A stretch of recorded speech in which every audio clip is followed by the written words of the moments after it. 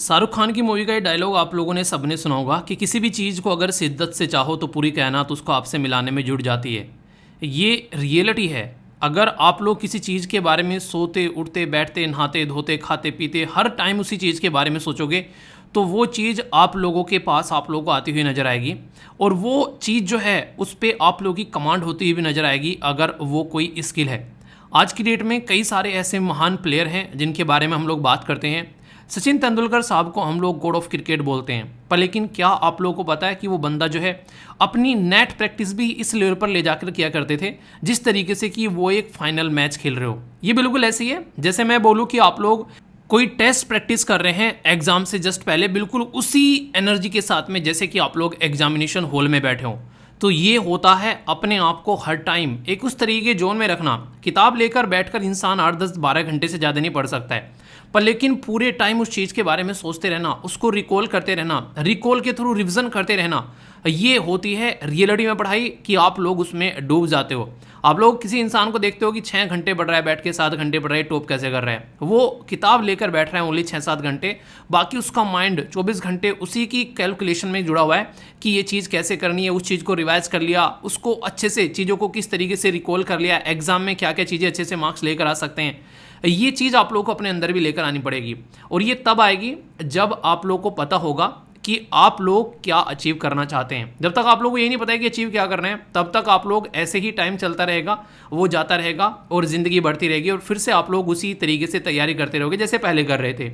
ये सारी कहावत सुनाने का बेसिक पर्पज़ क्या है कि जो भी स्टार्ट करना है ना उसको एक प्लानिंग के साथ में स्टार्ट करो। आप लोगों के साथ में प्लान होना चाहिए कि किस तरीके से क्या क्या चीज़ें जो हैं वो कितने लेवल पर जाकर कवर करनी है, किस तरीके से आप लोग जो हैं इस पर्टिकुलर सब्जेक्ट में अपना कमांड बेसिकली लेकर आ सकते हैं। उसके लिए बेसिक मटेरियल क्या क्या है, उसके लिए PYQs क्या हैं, पुराने क्वेश्चन पेपर जो हैं उसके लिए सिलेबस क्या है, वो सारी चीज़ें आप लोगों के पास में होगी तो आप लोग चीज़ों को अचीव करते हुए नजर आएंगे। फिलहाल के टाइम पे जितने पास में एग्जाम है आप लोगों को सबसे ज़्यादा फोकस जो होना चाहिए वो होना चाहिए कि ज़्यादा से ज़्यादा प्रैक्टिस आप लोगों की हो जाए, तो उसके ऊपर पूरा फोकस रहना चाहिए।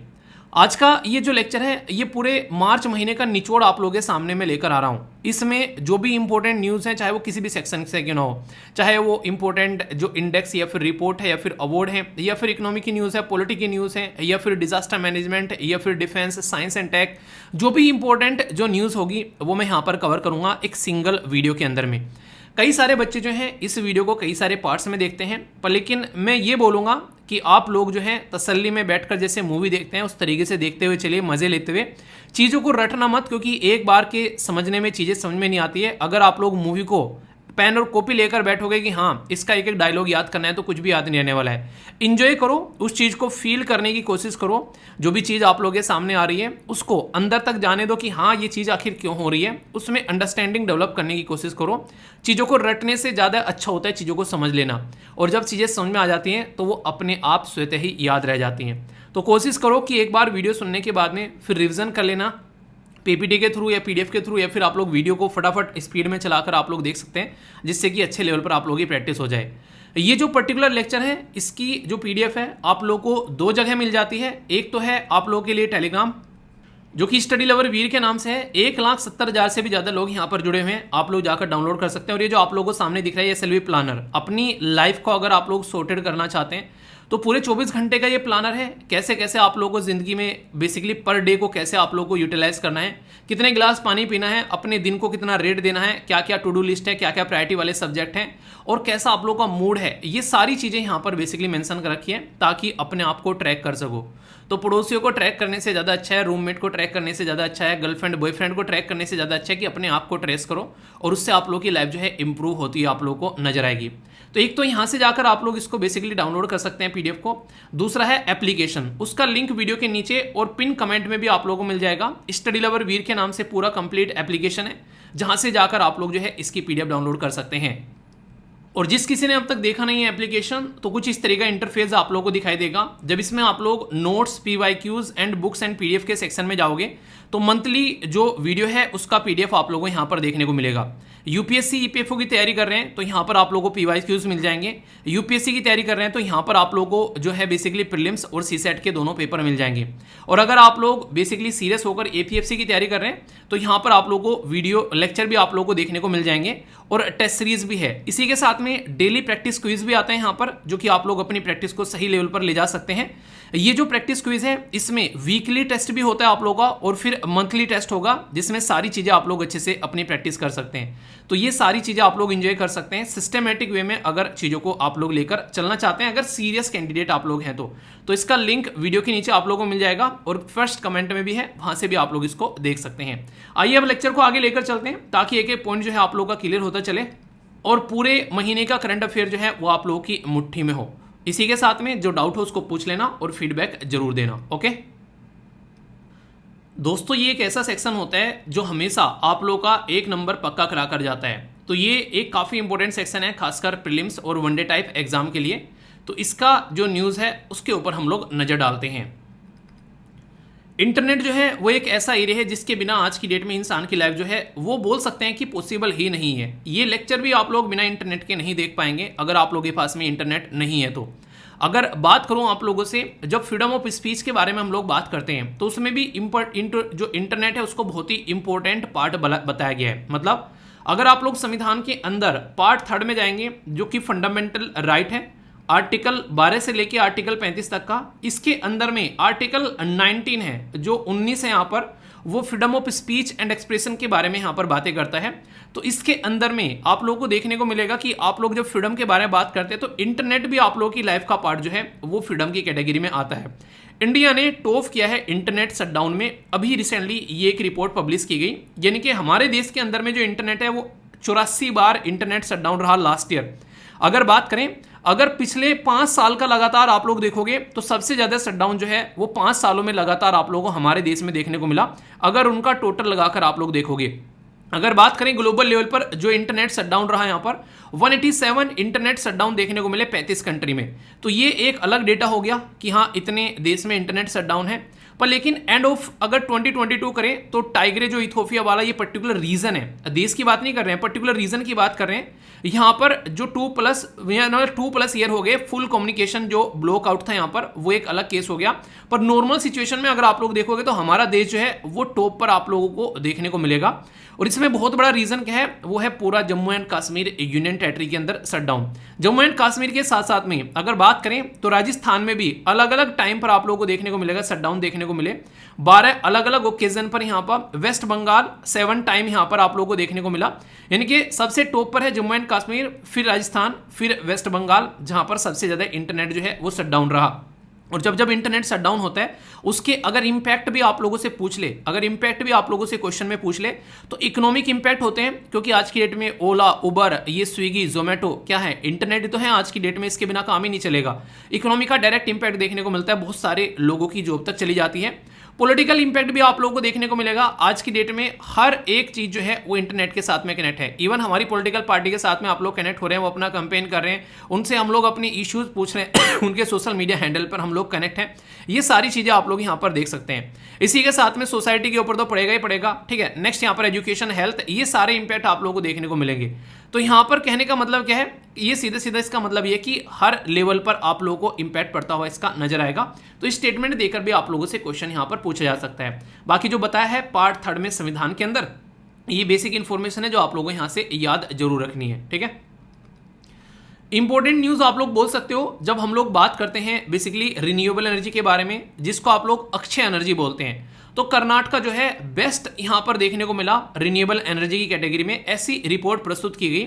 रिपोर्ट का नाम था इंडियन स्टेट एनर्जी ट्रांजिशन। तो अगर पूछे आप लोगों से कि इंडियन स्टेट एनर्जी ट्रांजिशन, ये रिपोर्ट किसके द्वारा प्रिपेयर की गई है, तो यहां पर institute for energy economics and financial analysis, यानी कि IEEFA, तो यह है यानी कि institute for energy economics and finance analysis, यानी कि IEEFA।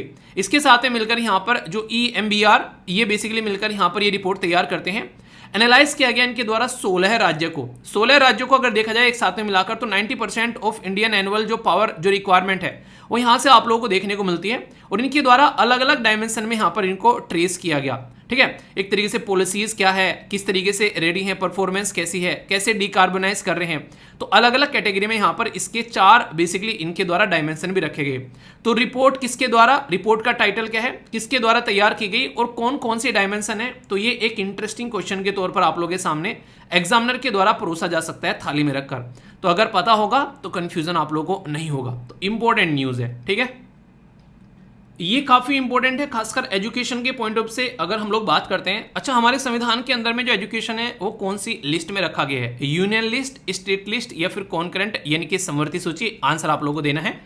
बात की जा रही है हमारे देश के अंदर में एकेडमिक फ्रीडम जो है वो डिक्लाइन हो गई है 2013 के बाद में। यानी कि इस रिपोर्ट की माने तो जो प्रेजेंट टाइम पर हमारे देश के अंदर में जो एडमिनिस्ट्रेशन चला रहे हैं उनके ऊपर बेसिकली एक तरीका आरोप बोल सकते हैं डायरेक्ट, क्योंकि 2014 में इलेक्शन हुए और बोला गया कि फ्रीडम डिक्लाइन हो गई है कहीं ना कहीं एकेडमिक यानी कि जो एजुकेशनल इंस्टीट्यूशन है उनमें हमारा जो एक तरीके से फ्रीडम हुआ करती थी वो यहाँ पर खत्म होती जा रही है। इंडिया जो है आज की डेट में one of the top populace country है। यहाँ पर कहीं ना कहीं एकेडमिक फ्रीडम अगर सही नहीं है तो दिक्कतें देखने को मिलेगी। तो इंपॉर्टेंट क्या बनता है कि ये एकेडमिक फ्रीडम इंडेक्स जो है वो कौन पब्लिश करता है। तो यहाँ पर ग्लोबल पब्लिक पॉलिसी इंस्टीट्यूट जो है वो पब्लिश करता है।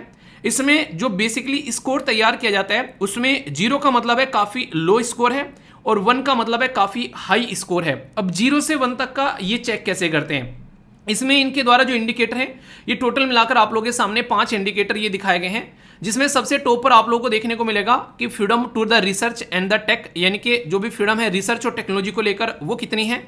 इसी के साथ में एकेडमिक एक्सचेंज जो भी है यहाँ पर एक दूसरे इंस्टीट्यूट के साथ में इंस्टीट्यूट की ऑटोनॉमी कितनी है, यानी कि एक तरीके से उसको आराम से डिसाइड करने दी जा रही है चीज़ें या फिर प्रोसेसर बनाया जाता है। कैंपस की इंटीग्रिटी कैसी है, freedom of academic and the culture expansion कैसा है, ये कुछ पैरामीटर है जिसके बेस पर ये डिसाइड करते हैं। अगर ग्लोबल लेवल पर बात करें तो आइडेंटिफाई किया गया 22 कंट्रीज जो कि एक्सपीरियंस कर रही है कि लेस एकेडमिक फ्रीडम देखने को मिल रही है, जिसमें चाइना, इंडिया, यूएसए, मेक्सिको, ये सारे आप लोगों को देखने को मिलेंगे। यानी कि सीधा सीधा क्या समझ में आ रहा है, आज की डेट में जैसा माहौल बन रहा है दुनिया भर में, वहां पर जो देश है ना अपने इंस्टीट्यूशन को कंट्रोल करने की कोशिश कर रहे हैं। ये सीधा सीधा आप लोग यहां पर बोल सकते हैं। अगर बात करें 5 स्मॉल कंट्री जैसे गाम्बिया, उज्बेकिस्तान, सिसल्स, इसी के साथ में मोंटेनिग्रो और कजाकिस्तान, यहाँ पर इंप्रूव हुई है सिचुएशन, ठीक है।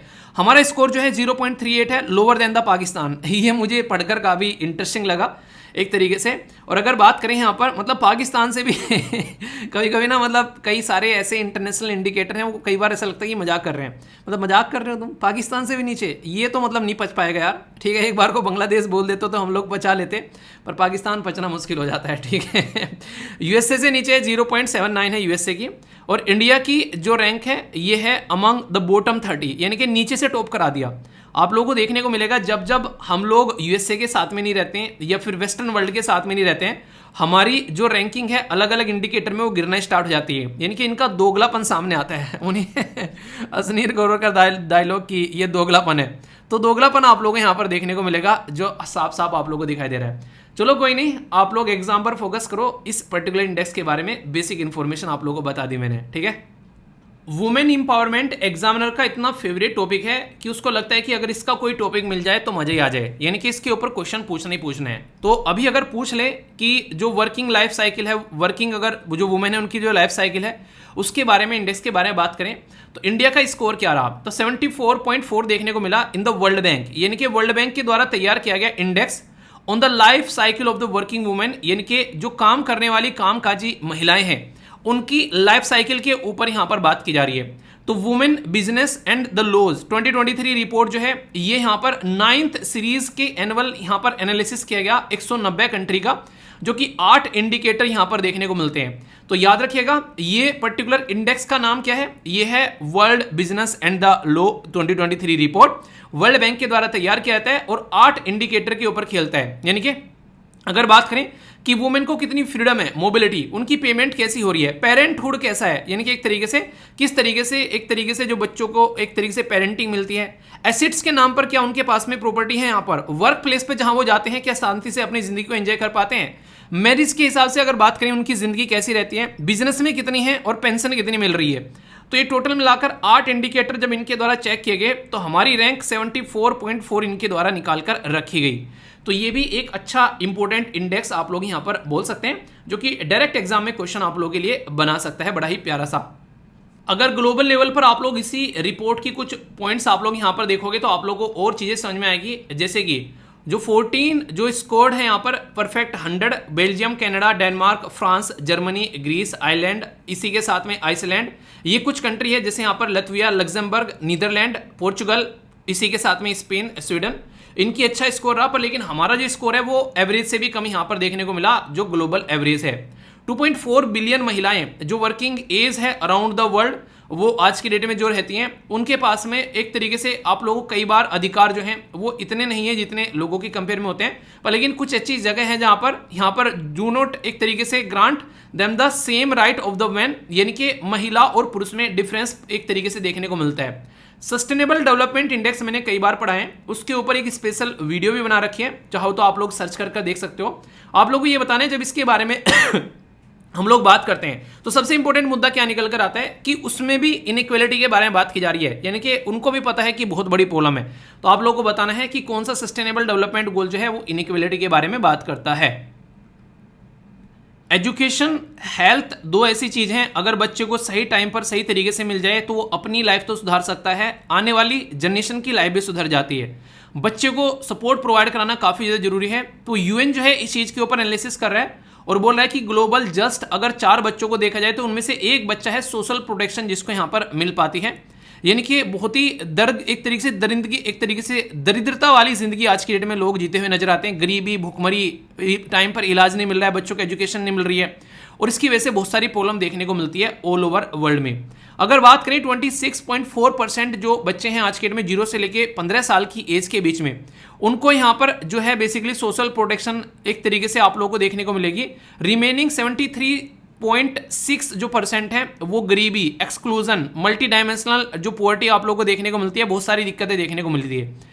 जो बात की जाए यहाँ पर प्रॉपर सोशल प्रोटेक्शन नहीं मिल पाती है उनको, अगर बात करें बहुत सारे बच्चों को उनको प्रॉपर कैश बेनिफिट नहीं मिल पाता है। रीजनल लेवल पर अलग दिक्कतें देखने को मिलेगी, कहीं मिल जा रही है चीजें, कहीं नहीं मिल जा रही है। 1 बिलियन बच्चे ऐसे जो मल्टी डायमेंशनल पॉवर्टी में, यानी कि किसी को भुखमरी है, किसी को हेल्थ का इशू है, किसी को एजुकेशन का इशू है। जेंडर डिस्पैरिटी, यहाँ पर भी जो लड़का है उसको फिर भी थोड़ी बहुत चीजें सही मिलती है, लड़की को तो बिल्कुल ही नहीं मिलती है।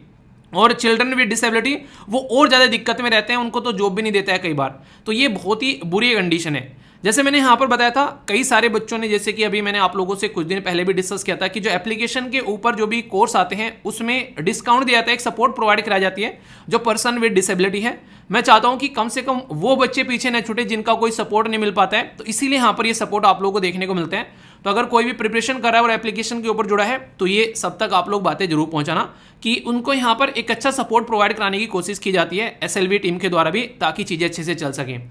लैटिन अमेरिका के बारे में बात करें, कैरिबियन के बारे में बात करें तो वहाँ पर 51% से 42% के करीब आप लोगों को देखने को मिल रहा है, यानी कि कुछ अच्छा इंप्रूवमेंट है अगर देखा जाए तो। ठीक है, अगर बात करें यहाँ पर इंडिया का स्टेटस क्या है, 31 स्टेट और यूनियन टेरिटरी जो हैं वो इंडिया के अंदर में वो पीएम केयर अभी यहाँ पर इंप्लीमेंट करें, खासकर कोविड-19 को ध्यान में रखते हुए।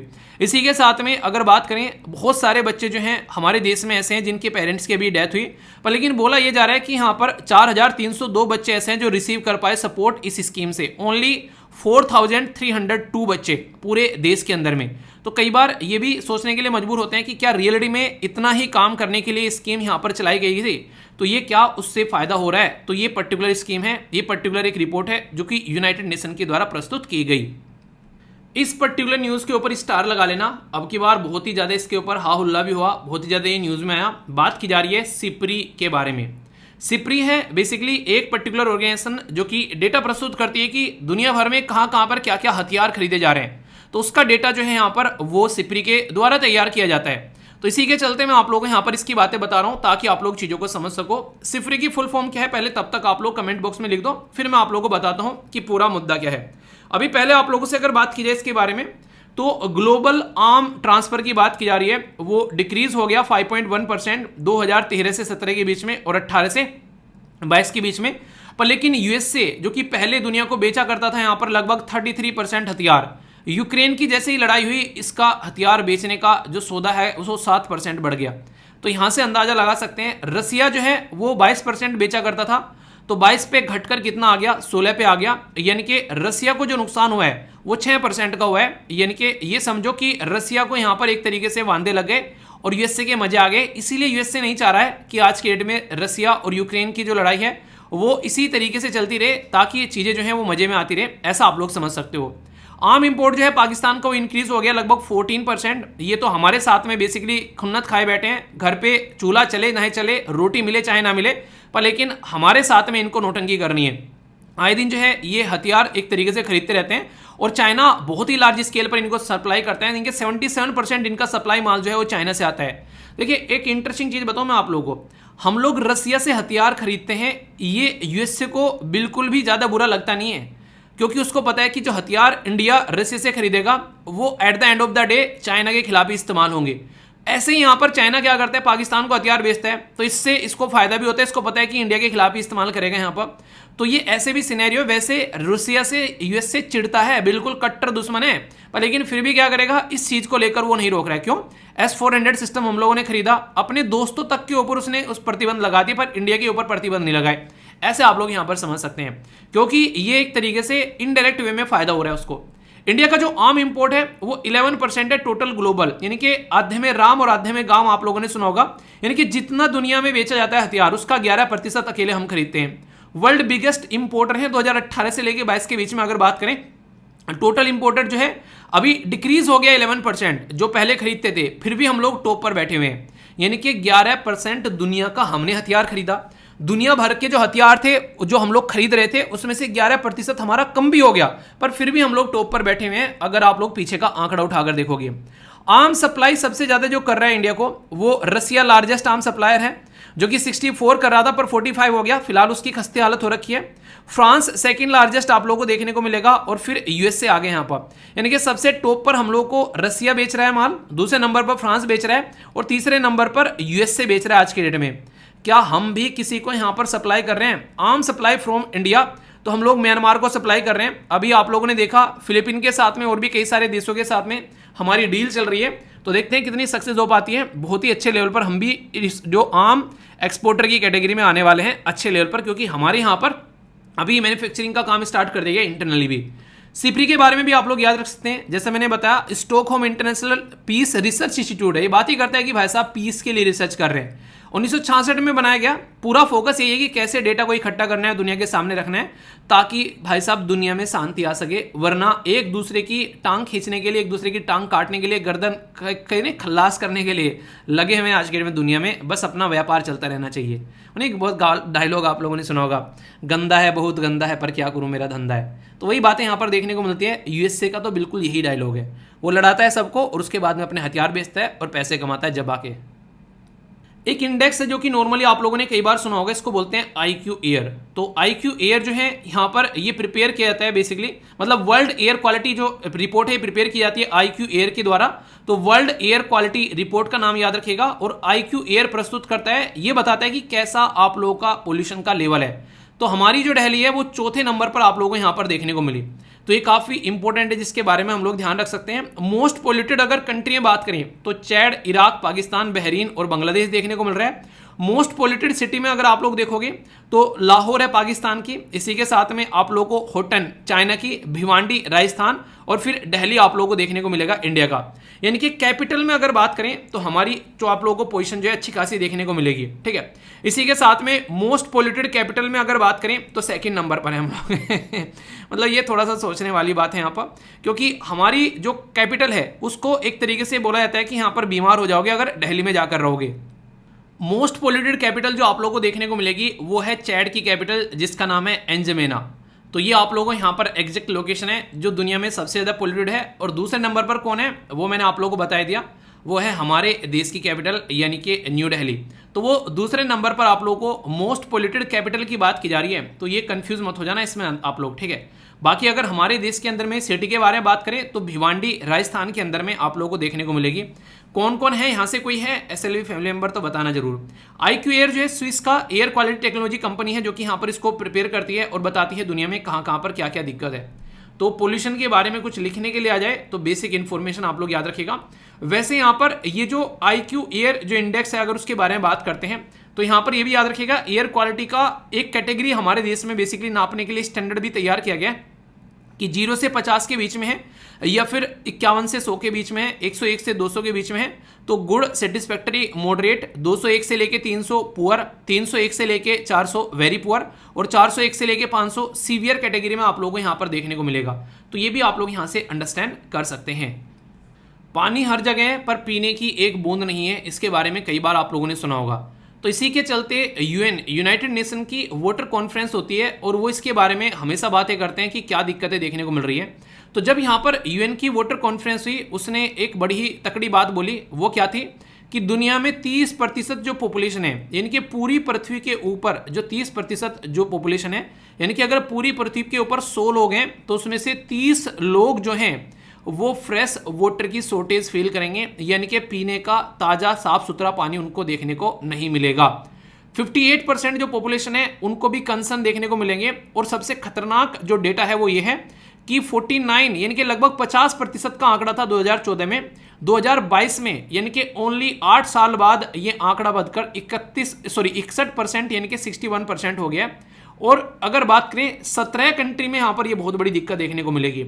इसी के साथ में अगर अर्बन एरिया में जाओगे तो 32% लोग जो हैं वो इससे आज के डेट में जूझ रहे हैं। गांव वाले एरिया में भी कुछ कम नहीं है। अगर बात करें तो 28% आप लोगों को देखने को मिलेंगे। और जो अर्बन और गांव के बीच में होता है, जिसको आप लोग कई बार सबर्बन बोलते हो, वहां पर 28% आप लोगों को देखने को मिलेगा।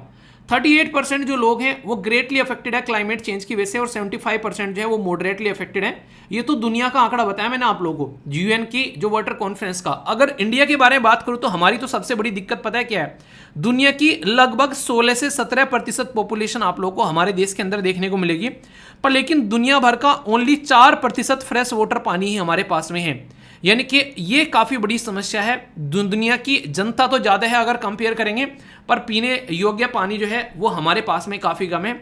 इसी के चलते नीति आयोग ने भी जब आंकड़े यहाँ पर रखे थे सामने, उसने बताया था कि किस तरीके से दिक्कतें देखने को मिलने वाली है पूरे देश में। जहाँ जहाँ पर भी आप लोगों को ये रेड स्पॉट देखने को मिल रहे हैं, वो रीजन ऐसे हैं जो कि पानी से बहुत ही ज़्यादा इंपैक्टेड होने वाले हैं आने वाले टाइम में, और ये रेगुलर प्रॉब्लम आप लोगों को देखने को मिलने वाली है। इसके लिए अलग अलग राज्य के द्वारा अलग अलग स्कीम चलाई गई हैं, जैसे मैंने आप लोगों को बताया था, चाहे राजस्थान, महाराष्ट्र, गुजरात, तेलंगाना, आंध्र प्रदेश, बिहार, हरियाणा, ये तमिलनाडु, इन स्कीम्स के नाम भी आप लोगों से पूछे जा सकते हैं कि कौन कौन सी स्कीम्स जो है वो कौन कौन से राज्य के द्वारा चलाई गई है। तो इसलिए यहाँ पर मैं आप लोगों को ये बता रहा हूँ ताकि इसको लेकर आप लोगों के माइंड में कोई कंफ्यूजन न रहे। जैसे राजस्थान के बारे में बात करें तो उन्होंने क्या चला रखा है, उन्होंने मुख्यमंत्री जल स्वावलंबन अभियान यहाँ पर चला रखा है। जल युक्त सीवर जो है वो महाराष्ट्र का देखने को मिलेगा। गुजरात का क्या है, ये है सुजलम सुफलम अभियान। इसी के साथ में तेलंगाना का है मिशन काकतिया। ठीक है, नेक्स्ट यहाँ पर बात करें नीरू चुर, ये आप लोगों को देखने को मिलेगा किसका, आंध्र प्रदेश का। जल जीवन हरियाली बिहार का देखने को मिलेगा। जल ही जीवन है ये हरियाणा का देखने को मिलेगा। और इसी के साथ में ये है बेसिकली कुड़ी मारमठ, तो कुड़ी मारमठ जो है ये तमिलनाडु का है। ये स्टेट ने अलग अलग प्रोग्राम चला रखे हैं। सेंटर की बात करें तो सेंटर के द्वारा भी कई सारे प्रोग्राम यहाँ पर चलाए गए हैं, जैसे अटल भूजल योजना हो गया, जल शक्ति अभियान हो गया, एक्विफर मैपिंग ये management programme, Atal mission for rejuvenation transformation या नेशनल ग्रीन, ये इसके बारे में बात करें। दिक्कत क्या है, ग्रीन रिवॉल्यूशन, इंडस्ट्री की रिक्वायरमेंट, रेगुलेशन न होना और फेडरल इशू होना। पानी किस लिस्ट में आता है, सेंट्रल लिस्ट में आता है, स्टेट लिस्ट में आता है, फिर कौन कौन लिस्ट में आता है बताइए जरा। इसी की वजह से कई सारी दिक्कतें देखने को मिलती है। तो ये बेसिक इंफॉर्मेशन है, माइंड में कंफ्यूजन नहीं होना चाहिए, क्वेश्चन डायरेक्ट बनेगा। ठीक है, ये एक ऐसा आंकड़ा है जो कि आप लोगों को बहुत ज्यादा फायदा पहुंचाएगा जब डायरेक्ट आप लोगों के MCQ बनेंगे। डायरेक्ट क्वेश्चन पूछ लेंगे कि women and the man in India 2020 sex ratio improvement के बारे में बात करेंगे तो कैसा रहा। तो सेक्स रेशो तो इंप्रूव है, यानी कि लड़का और लड़की का अगर बात करेंगे कि 1000 अगर लड़के हुआ करते हैं तो कितनी लड़कियां होती हैं उसके कंपेयर में, तो वो इंप्रूव है यहाँ पर। तो और ज़्यादा इंप्रूव होने की बात की जा रही है, 2036 तक का आंकड़ा लगाया जा रहा है कि 952 हो जाएगा।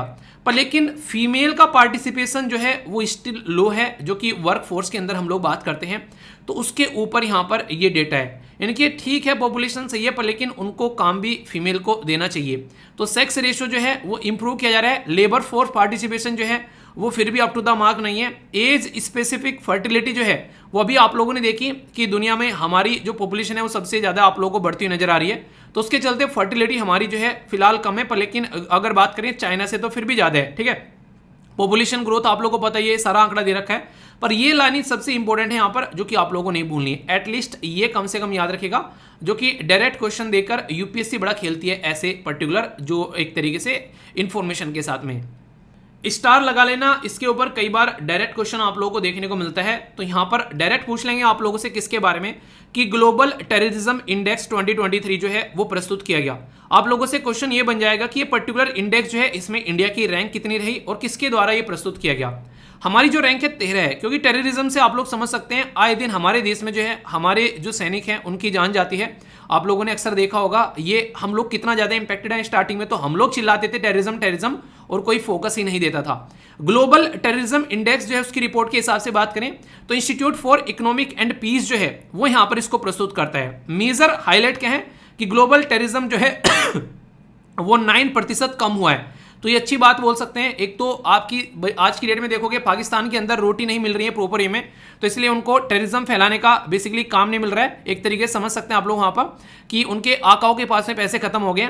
अफगानिस्तान में तालिबान आ गए तो वह तो ऐसे ही टॉप पर रहेगा टेररिज्म, क्योंकि आप लोग समझ सकते हैं खुद आतंकवादी ही वहां पर देश चला रहे हैं। इंडिया की रैंक यहाँ पर 13 है। पाकिस्तान जो है वो second largest increase terrorist related जो फर्टिलिटी आप लोगों को देखने को मिलेगी, यानी कि अपने घर में सांप पालोगे तो काटेंगे तो ही भाई साहब, वो तो नॉर्मल सी बात है।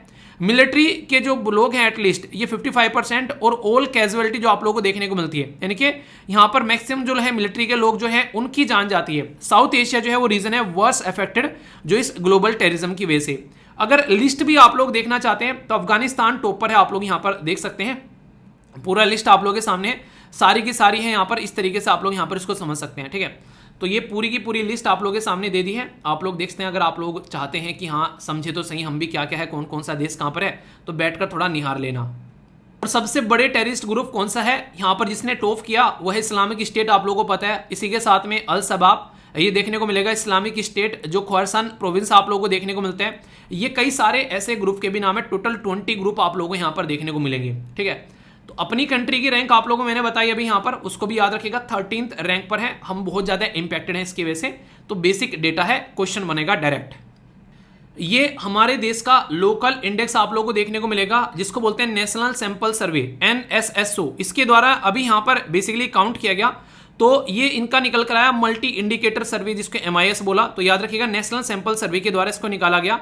इसमें 78th राउंड आपको लोगों को देखने को मिला। तो ड्रिंकिंग वाटर एक्सेसिबिलिटी जो वर्स है गांव में और शहरों में, वो कहां पर है, आसाम, झारखंड, बिहार और उड़ीसा। अगर आप लोग स्टेट पीसीएस की तैयारी कर रहे हैं तो आप लोगों के लिए इंपॉर्टेंट है काफी।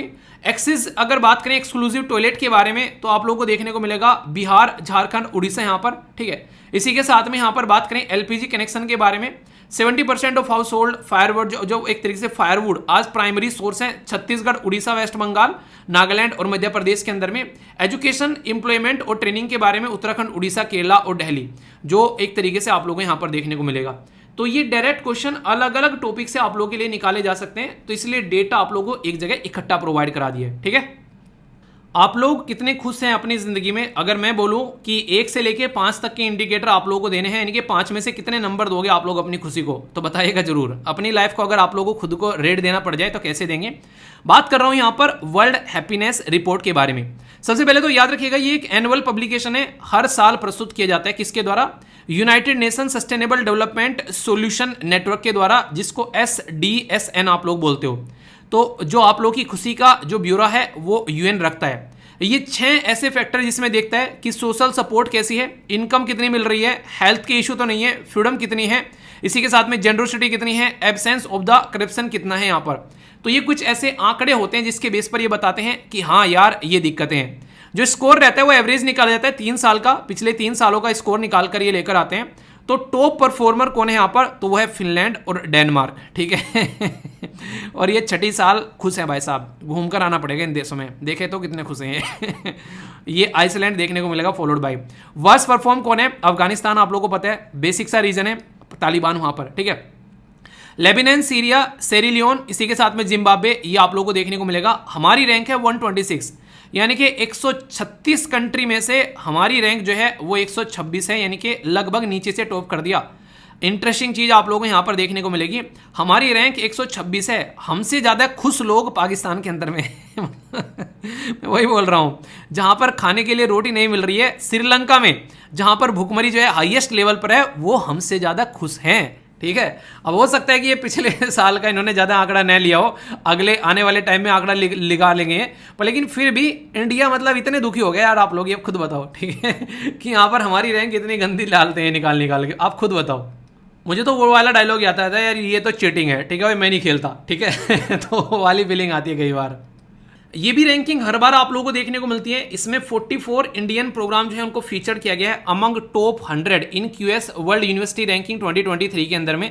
तो इसके बारे में आप लोग याद रखते हैं, यूनिवर्सिटी दिल्ली आप लोगों को देखने को मिलेगा, Indian institute of technology Bombay, Indian institute of technology Kharagpur, Indian institute of science, ये अगर डेटा आप लोग देखोगे तो आप लोगों के सामने है यहाँ पर। ठीक है, यहाँ पर ये क्यूएस वर्ल्ड रैंकिंग है, जो यहाँ पर यूनिवर्सिटी रैंकिंग जो है ये यहाँ पर तैयार की जाती है, जिसमें यूनिवर्सिटी की रैंकिंग प्रस्तुत की जाती है। फर्स्ट नंबर पर कौन है? एमआईटी यानी कि मैसाचुसेट्स इंस्टीट्यूट ऑफ टेक्नोलॉजी जो कि यूएसए की है। सेकंड नंबर पर कौन है? यूनिवर्सिटी ऑफ कैम्ब्रिज जो कि यूके की है। थर्ड नंबर पर कौन है? यूएसए। तो ये आप लोग यहाँ पर समझ सकते हैं अपने देश की रैंक कहाँ कहाँ पर है, यहाँ पर ये पूरा डेटा मैंने आप लोगों को दे दिया है, तो देख लेना कि आगे किसी को पढ़ने के लिए बोलना हो तो रैंकिंग आप लोगों को पता होनी चाहिए कि हाँ भाई साहब यहाँ पर पढ़ा लेना अपने बच्चों को। ये एक इंपॉर्टेंट स्लाइड आप लोगों के लिए हो सकती है, इसकी फुल फॉर्म है क्वार्टरली साइमेंट्स। ठीक है, यूके बेस्ड एक थिंक टैंक है, ये इंपॉर्टेंट है क्या? नहीं। इंपॉर्टेंट यहाँ पर यह कि इसके द्वारा 6 इंडिकेटर को यहाँ पर वेटेज दिया जाता है, और अभी रिसेंटली किसी स्टेट पीसीएस के द्वारा क्वेश्चन पूछा गया था उसके प्रीलिम्स एग्जाम के अंदर में, तो हो सकता है आगे कोई भी एग्जाम में क्वेश्चन आप लोगों का बन जाए। एक तो एनुअल है, यहाँ पर याद रखिएगा हर साल प्रस्तुत की जाती है। एकेडमिक रेपुटेशन कैसी है, एम्प्लॉयर रेपुटेशन कैसी है, फैकल्टी स्टूडेंट रेशो कैसा है, साइटेशन यानी कि जो रिसर्च पब्लिश की जाती है वो किस तरीके से है, इंटरनेशनल फैकल्टी भी है कि यहाँ पर इंटरनेशनल स्टूडेंट भी है क्या, तो सबके लिए रेशो दिया गया है 40, 10, 20, 25 और 5। ये आंकड़ा आप लोगों से एग्जाम में पूछा गया है कई बार, तो इसको लेकर आप लोगों के माइंड में कंफ्यूजन नहीं होना चाहिए, अगर कंफ्यूजन होगा तो उसको दूर करना है आप लोगों को। ठीक है, ये भी एक प्यारा सा एक इंडेक्स है जो कि प्रस्तुत किया जाता है, और यहां से डायरेक्ट क्वेश्चन बनता है कि इंडिया की रैंक कितनी है 42 अमंग द 55 कंट्री। तो ये देखने को मिलेगा किसमें? Intellectual property right. ये ऐसा है कि हम लोग अपनी रैंक यहां पर इस तरीके से दिखाते हैं कि हम लोग कितनी रिसर्च एंड डेवलपमेंट यहां पर कर रहे हैं, ऐसा आप लोग बोल सकते हैं। ये यूएसए का जो चैम्बर ऑफ कॉमर्स है वो प्रस्तुत करता है, उसके द्वारा ये तैयार किया जाता है यहाँ पर। ठीक है, तो patent, copyright, trademark, design, database और ट्रेड जो सीक्रेट्स है उसके बेस पर यहाँ पर ये तैयार किया जाता है। तो हमारी जो रैंकिंग है इसके अंदर में 42 आप लोग को देखने को मिलेगी, तो इसके बारे में भी आप लोग एटलीस्ट हल्का सा आइडिया जरूर रखिएगा। ठीक है ना। कुछ इंपॉर्टेंट फैक्ट्स एंड फिगर जो एग्रीकल्चर से रिलेटेड है, छोटा सा सेक्शन है, कुछ न्यूज है जिसके ऊपर नजर डालते हैं पर इंपॉर्टेंट है। यहां पर जो इंपॉर्टेंट न्यूज निकल कर आ रही है वो है बेसिक एनिमल हस्बेंड्री जो स्टैटिस्टिक है 2022, वो किसके द्वारा प्रस्तुत किए गए? तो एनिमल हस्बेंड्री के बारे में बात की जाती है तो सीधी सीधी बात है कि कोई ऐसी मिनिस्ट्री होगी जो इस एरिया का ध्यान रखे, तो union minister of fishery, animal and husbandry और डेयरिंग, इसके द्वारा रिलीज की गई बेसिक जो यहाँ पर एनिमल हस्बेंड्री स्टैटिस्टिक है उसके बारे में यहाँ पर बात की जा रही है। तो डायरेक्ट क्वेश्चन आप लोगों के लिए यहाँ से बन सकता है जो कि आप लोग समझ सकते हैं। इसमें क्या बताया गया कि जो कंट्रीब्यूशन है of the live stock sector in India अगर बात करेंगे, ठीक है, तो उसके बारे में यहाँ पर बात की जा रही है। किसके बारे में? कि किस तरीके से कितना देखने को मिल रहा है यहाँ पर, तो बात की जा रही है कि share of the live stock at constant price in the agriculture sector, total जीवे है ये 30.13% और 4.9%। ठीक है, ये तो आप लोग देखो, हो सकता है कि आप लोग डेटा को याद रख लो पर लेकिन पूछ रहे हैं, पर लेकिन मेन इंपॉर्टेंट क्या है कि बेसिक एनिमल हस्बेंड्री स्टैटिस्टिक जो है वो किसके द्वारा प्रस्तुत किया गया, ये एक इंपॉर्टेंट आप लोगों के लिए क्वेश्चन बन सकता है। इसमें जब बात की गई कौन कौन सा राज्य कहां पर टॉप पर है रैंक में बात करें, नंबर 1 पर रैंक पर कौन है? मिल्क में राजस्थान है, एग्स में अगर बात करें आंध्र प्रदेश है, महाराष्ट्र जो है वो मीट में है, और वुल जो यहां पर बात की जाए ऊन में वो राजस्थान आप लोगों को देखने को मिलेगा। सेकंड नंबर पर मिल्क में उत्तर प्रदेश है, एग्स में तमिलनाडु है, उत्तर प्रदेश फिर मीट में सेकंड नंबर पर है, जम्मू एंड कश्मीर वुल में यहां पर देखने को मिलेगा। तो ये कम से कम आप लोग याद रखिएगा जहां से क्वेश्चन आप लोगों के लिए डायरेक्ट बन सकते हैं। और अगर आप लोग का राज्य टॉप लिस्ट में आता है तो आप लोग के स्टेट पीसीएस के अंदर डायरेक्ट क्वेश्चन यहां से बन जाता है। इसी के साथ में 20वां जो लाइव स्टॉक सेंसस है, यानी कि हमारे देश में जो जीव जंतु है उनकी जनगणना जब की गई, जैसे हमारी जनगणना होती है, हमारा जो बेसिकली लोगों को काउंट करते हैं, ठीक है, जो सेंसस तैयार किया जाता है, तो ये 20वां हुआ। तो हमारे देश के अंदर में 535 मिलियन के करीब आप लोगों को एनिमल देखने को मिलेंगे। पहले नंबर पर बफेलो की पॉपुलेशन है, सबसे आप लोगों को देखने को मिला कितनी पॉपुलेशन है, ये 109 मिलियन बफेलो है। सेकंड पॉपुलेशन गोट्स की देखने को मिलेगी 148। सेकंड जो लार्जेस्ट, ये दुनिया की बात की जा रही है, दुनिया में सबसे ज्यादा बफेलो हमारे देश में, सेकंड नंबर पर गोट है हमारे देश में। सेकंड नंबर पर पॉपुलेशन आप लोगों को यहाँ पर पोल्ट्री यानी कि मुर्गी देखने को मिलेगी। सेकंड लार्जेस्ट आप लोगों को फिशरी की बात करेंगे। थर्ड पे हम लोग यहाँ पर अगर सीप भेड़ के बारे में, फिफ्थ पर हम लोग यहाँ पर डक या फिर चिकन के बारे में, और 10th पर हम लोग है कैमल के बारे में। तो ये अलग अलग एरिया में आप लोगों के सामने डेटा है, ठीक है, इंपॉर्टेंट है, डायरेक्ट आप लोगों को याद रखना है, कंफ्यूजन इसको लेकर नहीं होना चाहिए। ओके, आप में से कौन ऐसा है जिसको चीनी बहुत ही पसंद है, यानी कि मीठा पसंद है एक तरीके से बोल सकते हैं, तो यहां पर मैं तो इस कैटेगरी में आता हूं, ठीक है। इंपॉर्टेंट है, याद रख लेना थोड़ा। बात की जा रही है इंडिया का जो शुगर एक्सपोर्ट है वो काफी ज्यादा बड़ा रिसेंटली, अभी हम लोग बहुत ही पीछे हुआ करते थे, लगभग 5वें 6वें नंबर पर हुआ करते थे, पर लेकिन कूदकर दूसरे नंबर पर आ गए हैं, बिहाइंड ब्राजील, यानी कि ब्राजील पहले नंबर पर है, दूसरे नंबर पर है हम। तो ये आप लोगों को देखने को मिलेगा। तो हमारा जो एक्सपोर्ट है काफी अच्छा बड़ा रिसेंटली। किस किस का एक्सपोर्ट कर रहे हैं, हमारे जो बिगेस्ट इंपोर्टर हैं इंडिया का जो रो शुगर खरीदते हैं वो है इंडोनेशिया, सबसे ज्यादा खरीदता है, फिर बांग्लादेश खरीदता है, फिर सऊदी अरेबिया खरीदता है, फिर इराक खरीदता है, और फिर मलेशिया खरीदता है। यानी कि अगर हम लोग यहाँ पर चीनी देना बंद कर देंगे तो ये चाय पीना बंद कर देंगे, ठीक है। मतलब कहने का ये है कि हमारा इतना ज़्यादा यहाँ पर एक्सपोर्ट होता है। शुगर कैन जो है वो, उसके बारे में अगर कोई आप लोगों से पूछे तो याद रखिएगा, इंपॉर्टेंट क्वेश्चन भी आप लोगों से बन सकता है कि यहाँ पर बेसिकली ज्योग्राफी वाले सेक्शन से ऐसे क्वेश्चन पूछे जाते हैं कि ये फसल उगाने के लिए क्या क्या टेम्परेचर, क्या क्या सोयल टाइप, क्या क्या यहाँ पर एक तरीके से बारिश वगैरह होनी चाहिए, ये पूछा जा सकता है, ठीक है। हम जो है रिसेंटली अभी लार्जेस्ट प्रोड्यूसर थे, अगर बात करें जो हम लोग शुगर कैन को लेकर अगर हम लोग बात करते हैं, ये क्वेश्चन ही पूछे जा सकते हैं आप लोगों से। बाकी अगर बात करेंगे हम अभी यहाँ पर इमर्ज हुए हैं रिसेंटली अभी की लार्जेस्ट, अगर बात करें जो एक तरीके से डेटा ये अभी रिसेंट का आप लोगों को देखने को मिलेगा, ठीक है। कंज्यूमर सेकंड लार्जेस्ट हम लोग यहाँ पर देखने को मिलेंगे। तो ये बेसिक इंफॉर्मेशन है, अगर क्वेश्चन पूछा है तो इसके बारे में हल्का सा कम से कम आप लोग आइडिया रखिएगा, क्योंकि क्वेश्चन अक्सर बन जाया करते हैं, ठीक है। इंटरेस्टिंग और इंपॉर्टेंट सेक्शन ये है साइंस एंड टेक का, जहां से डायरेक्ट क्वेश्चन आप लोगों के देखने को मिलते हैं। बात की जा रही है इस पर्टिकुलर आर्टिकल के अंदर में ALMA, तो बात कर देंगे कि आल्मा टेलीस्कोप जो है वो किससे रिलेटेड है। पर लेकिन अगर आप लोगों से पूछ ले कि अटाकामा डेजर्ट कहां पर है, तो वैसे तो ये साइंस एंड टेक का क्वेश्चन है, पर लेकिन ज्योग्राफी की भी इंफॉर्मेशन आप लोगों को यहां पर होनी चाहिए। क्यों? क्योंकि ये पर्टिकुलर जो टेलीस्कोप है जिसका नाम है अटाकामा लार्ज मिलीमीटर, इसी के साथ में सब मिलीमीटर एरे, ये एक तरीके का इक्विपमेंट है जो कि आप लोगों को देखने को मिल रहा है अटाकामा डेजर्ट के ऊपर, चिली के अंदर में यहां पर लगाया जा रहा है। तो ये एक तरीके से एक्स्ट्रा ऑर्डिनरी सेंसिटिव टेलीस्कोप आप लोगों को देखने को मिलेगा, जो कि 66 हाई प्रिसीजन एंटीना इसके अंदर आप लोगों को नजर आएंगे। ऑपरेट किया जा रहा है पार्टनरशिप में यूनाइटेड स्टेट और 16 कंट्री, इसी के साथ में यूरोप की हैं, plus Canada, Japan, south Korea, Taiwan और चिली। तो ये पर्टिकुलर लोकेशन भी आप लोगों को मैं एक बार दिखा देता हूं ताकि कनेक्ट कर सकें। अटाकामा डेजर्ट लेकर चल रहा हूं मैं आप लोग समझ पाएंगे एग्जैक्ट लोकेशन कहां पर है। तो ये है अटाकामा डेजर्ट, जो कि आप लोगों को यहां पर रेगिस्तान देखने को मिलेगा। तो दूर दूर तक रेत है यहां पर, अगर आप लोग ध्यान से देख पा रहे हो, वैसे तो पत्थर लग रहा होगा पर लेकिन ये रेतीले मैदान आप लोगों को यहां पर देखने को मिलेंगे, ठीक है। तो काफी ज्यादा डेजर्ट है यहां पर, आप लोग एक तरीके से देख सकते हैं यहां पर। तो इस पर्टिकुलर रीजन की बात की जा रही है, कहां पर है, यह है एग्जैक्ट लोकेशन आप लोगों के सामने। तो यहां पर ये पर्टिकुलर जो है टेलीस्कोप लगाया गया है रिसेंटली, जिसकी वजह से यहां पर ये न्यूज में था। तो साइंस एंड टेक का भी एक क्वेश्चन बनता है और ज्योग्राफिक लोकेशन का भी क्वेश्चन यहां से बन जाएगा।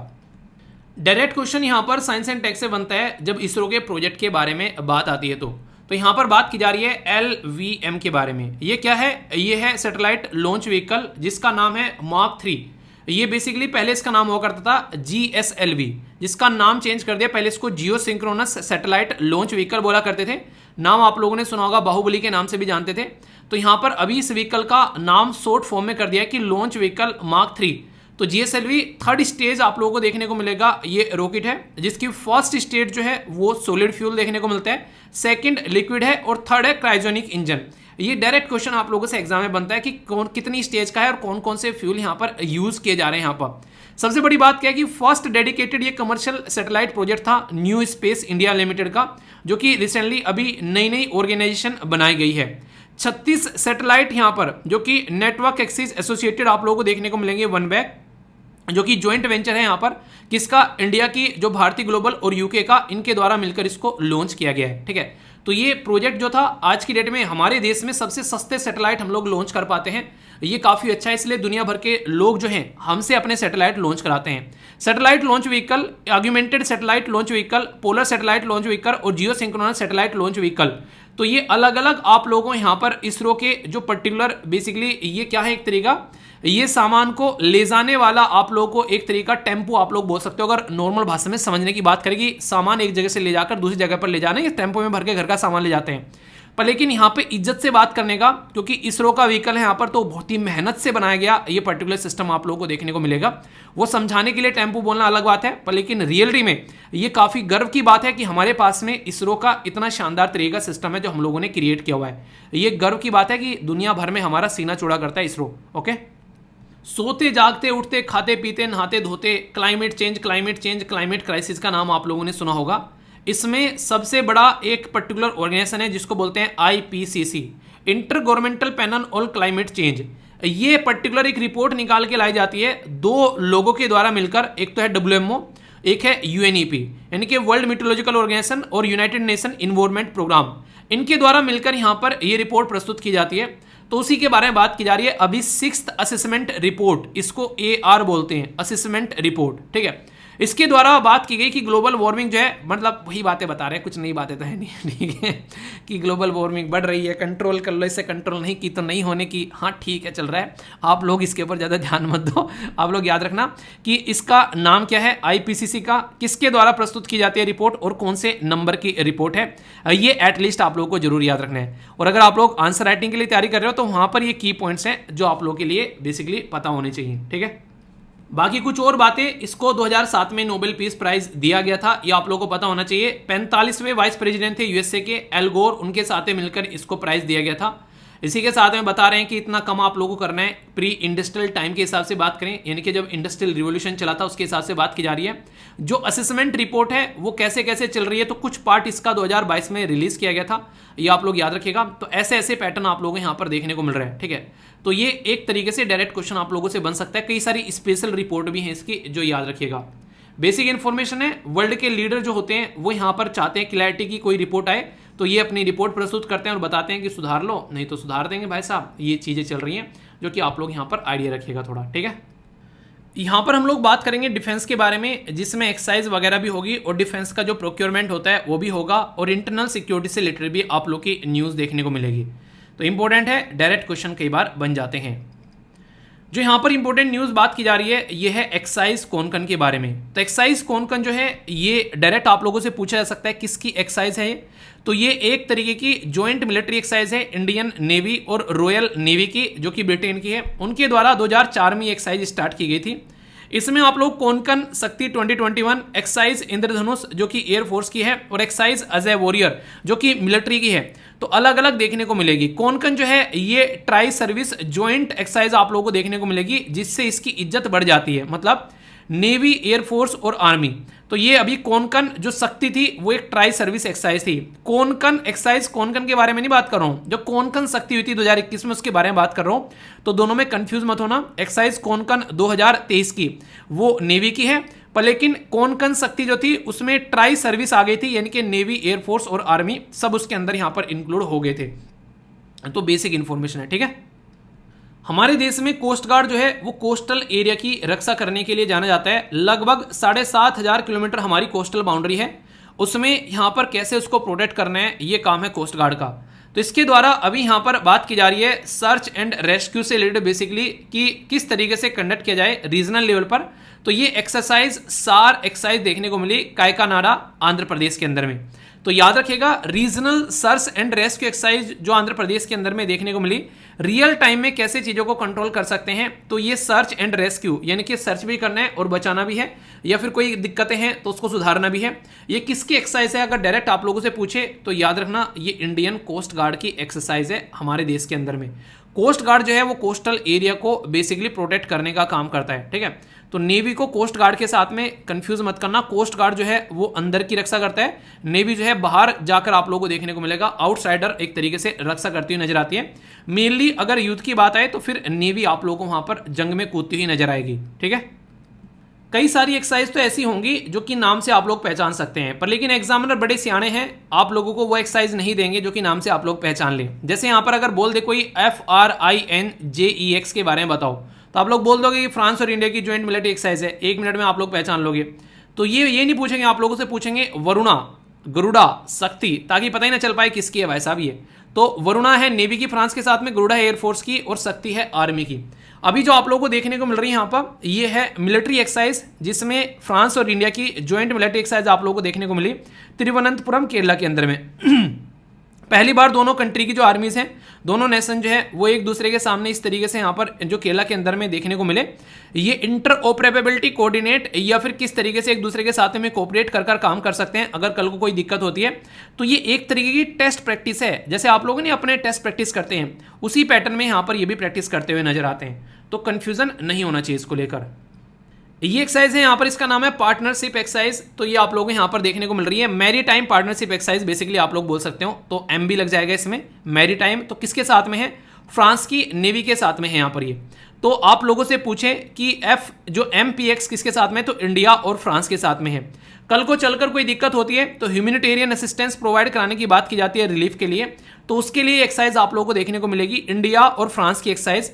वरुणा नेवल एक्सरसाइज है, गरुड़ा एयर एक्सरसाइज है, शक्ति यहाँ पर आप लोगों को आर्मी एक्सरसाइज है, और डेजर्ट किंग 21 ये एयर एक्सरसाइज आप लोगों को देखने को मिलेगी। ये फ्रांस के साथ में है। तो मिलिट्री रिलेशन के बारे में भी आप लोगों से कोई पूछे देश के साथ में, तो यहां से क्वेश्चन बनता है आप लोगों का। इंडियन ओशन के अंदर एक एक्सरसाइज है जिसका नाम है ला पेरोजिस। ये 2023 की एक्सरसाइज आप लोगों को देखने को मिली। 3rd एडिशन इसका जो है वो कंडक्ट आप लोगों को देखने को मिला इंडियन ओशन के अंदर में। इसमें पार्टिसिपेंट कौन है? रॉयल ऑस्ट्रेलियन आर्मी, ये France navy, Indian navy, Japanese जो मैरीटाइम जो एक तरीके से सेल्फ डिफेंस फोर्स है, रॉयल नेवी और United state navy.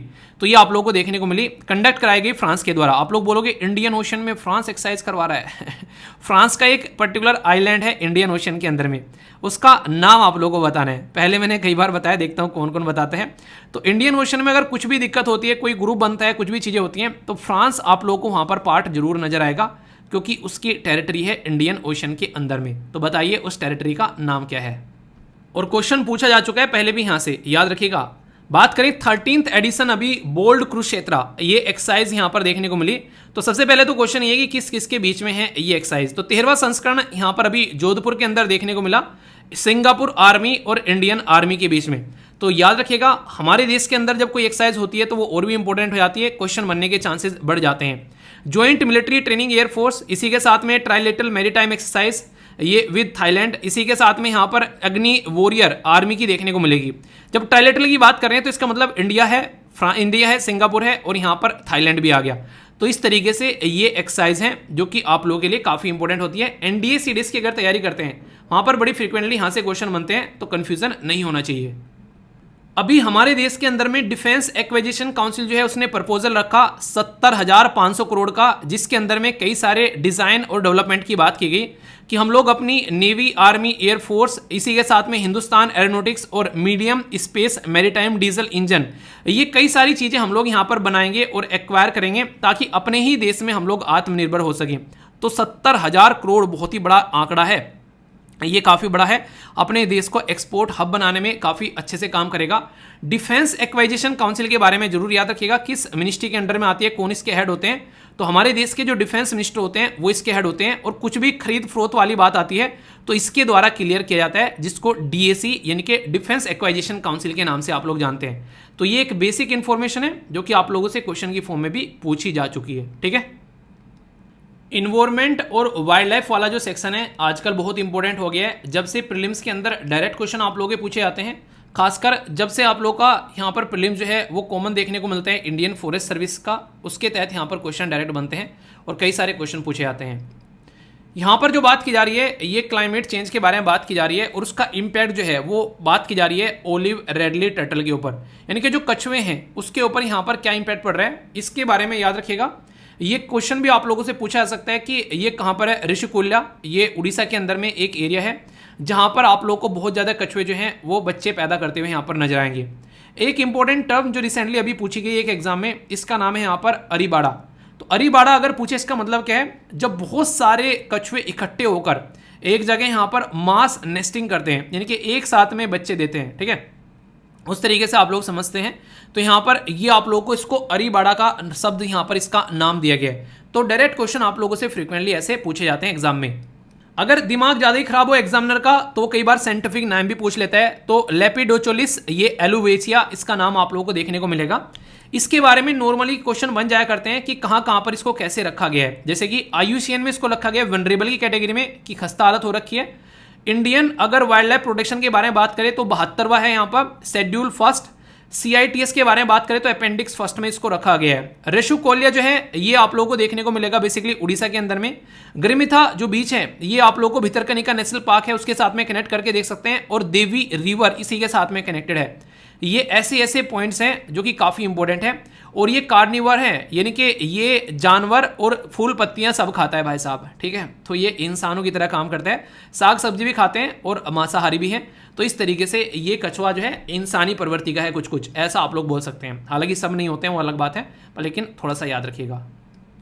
Great Indian bustard एक ऐसा पक्षी है जिसके बारे में बार बार बात की जाती है, और हमारे देश के अंदर में गुजरात, राजस्थान के अंदर में काफ़ी लार्ज स्केल पर ये पाया जाता है। सुप्रीम कोर्ट ने भी बोला, अभी यहाँ पर इनके प्रोटेक्शन के बारे में जब बात की गई तो यहाँ पर दिक्कत ये थी कि अगर बिजली की लाइन आप लोगों को बिछानी है किसी पर्टिकुलर एरिया में तो वो ज़मीन के अंदर से जानी चाहिए ताकि ये पक्षी जो है इनकी जान ना जाए उसके साथ में अड़कर। तो इसकी वजह से यहाँ पर बात की गई कि उसकी वजह से जो थ्रेट हो रही है तो उसके ऊपर सुप्रीम कोर्ट ने भी रिसेंटली रेगुलेशन बनाने की बात की गई कि कैसे इनको बचाया जा सकता है। याद रखिएगा ग्रेट इंडियन बस्टर्ड के बारे में, अगर राजस्थान से आप लोग आते हैं तो ये राजस्थान की स्टेट बर्ड है, ये इंपॉर्टेंट है यहाँ पर। इसी के साथ में यहाँ पर ये आप लोगों को देखने को मिलेगा जो हैबिटेट है तो अनटेम्ड, और ये एरिड जो ग्रासलैंड है यानी एक तरीके से घूसा जो सूखा ग्रासलैंड घास वाला जो एरिया होता है उसमें काफ़ी पाए जाते हैं। क्रिटिकली इंडेंजर्ड है वैसा, अब ले देकर गिने चुने बचे हुए हैं, कहानी खत्म हो रखी है। CITES में अपेंडिक्स 1 में रखा गया है। Convention on the migratory species में अपेंडिक्स 1 में रखा गया है। जहां पर 1 है इसका मतलब होता है कि हाईएस्ट प्रोटेक्शन प्रोवाइड करा रखी है। वाइल्ड लाइफ प्रोटेक्शन एक्ट 1972 में 1 में रखा गया है। तो इंडियन सब कॉन्टिनेंट के अंदर में पाया जाता है, और राजस्थान ने तो इसके लिए कई सारी प्लानिंग भी कर रखी है क्योंकि उसका ये स्टेट बर्ड की कैटेगरी में आता है। तो ये काफ़ी इंटरेस्टिंग एक क्वेश्चन आप लोगों के लिए बन सकता है। वल्चर, जिनको नॉर्मली हिंदी में आप लोग गिद्ध बोलते हो, ये देखने में तो बड़े बदसूरत लगते हैं पर लेकिन पृथ्वी को खूबसूरत बनाने का काम करते हैं ये गंदगी को साफ कर कर।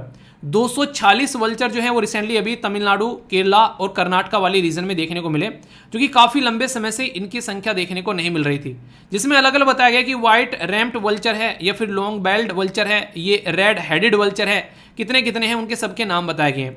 टोटल मिलाकर वल्चर जो गिद्ध होते हैं उनकी 22 स्पीसीज हैं आप लोगों को देखने को मिलेगी।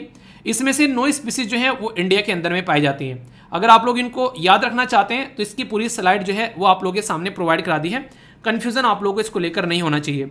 फिलहाल जो है इनकी संख्या काफ़ी ज़्यादा घट गई है। अगर बात करें तो loss of the natural habitat, food इसके साथ में कॉन्टेमिनेटेड फूड जो कि जानवरों को दवाइयाँ खिलाई जाती थी उसकी वजह से भी इनकी काफ़ी जान गई। और जो सेम कंडीशन यहाँ पर अभी हम लोगों ने बात की जो ग्रेट इंडियन बस्टर्ड के रिलेटेड, इनकी भी दिक्कत वही थी कि यहाँ पर कई बार जो है ये पावर लाइन से टकराकर अपनी जान गंवा बैठते थे।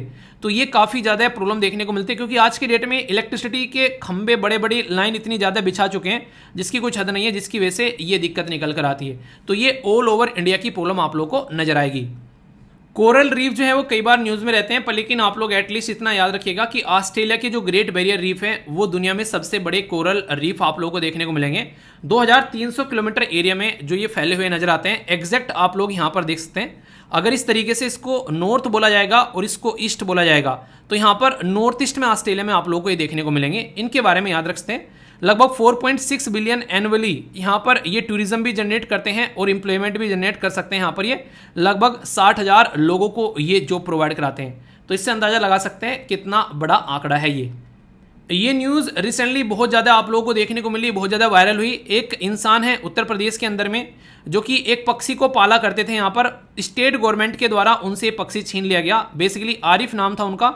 उनको ये जो पक्षी मिला था जिसका नाम है सारस, ये एक टूटी हुई टांग के साथ मिला, तो उन्होंने इसकी टूटी हुई टांग को बेसिकली जोड़ा, उसका इलाज किया, फिर ये इसके साथ में ही रहने लगा। वो इसको पिंजरे में नहीं रखते थे, ऐसे ही अपने यार दोस्त के तरीके से इसके साथ में घुमा करता था, पर बहुत ही ज़्यादा न्यूज़ में आ गए यहाँ पर, ये पॉलिटिकल इशू बन गया और उनसे ये छिन गया।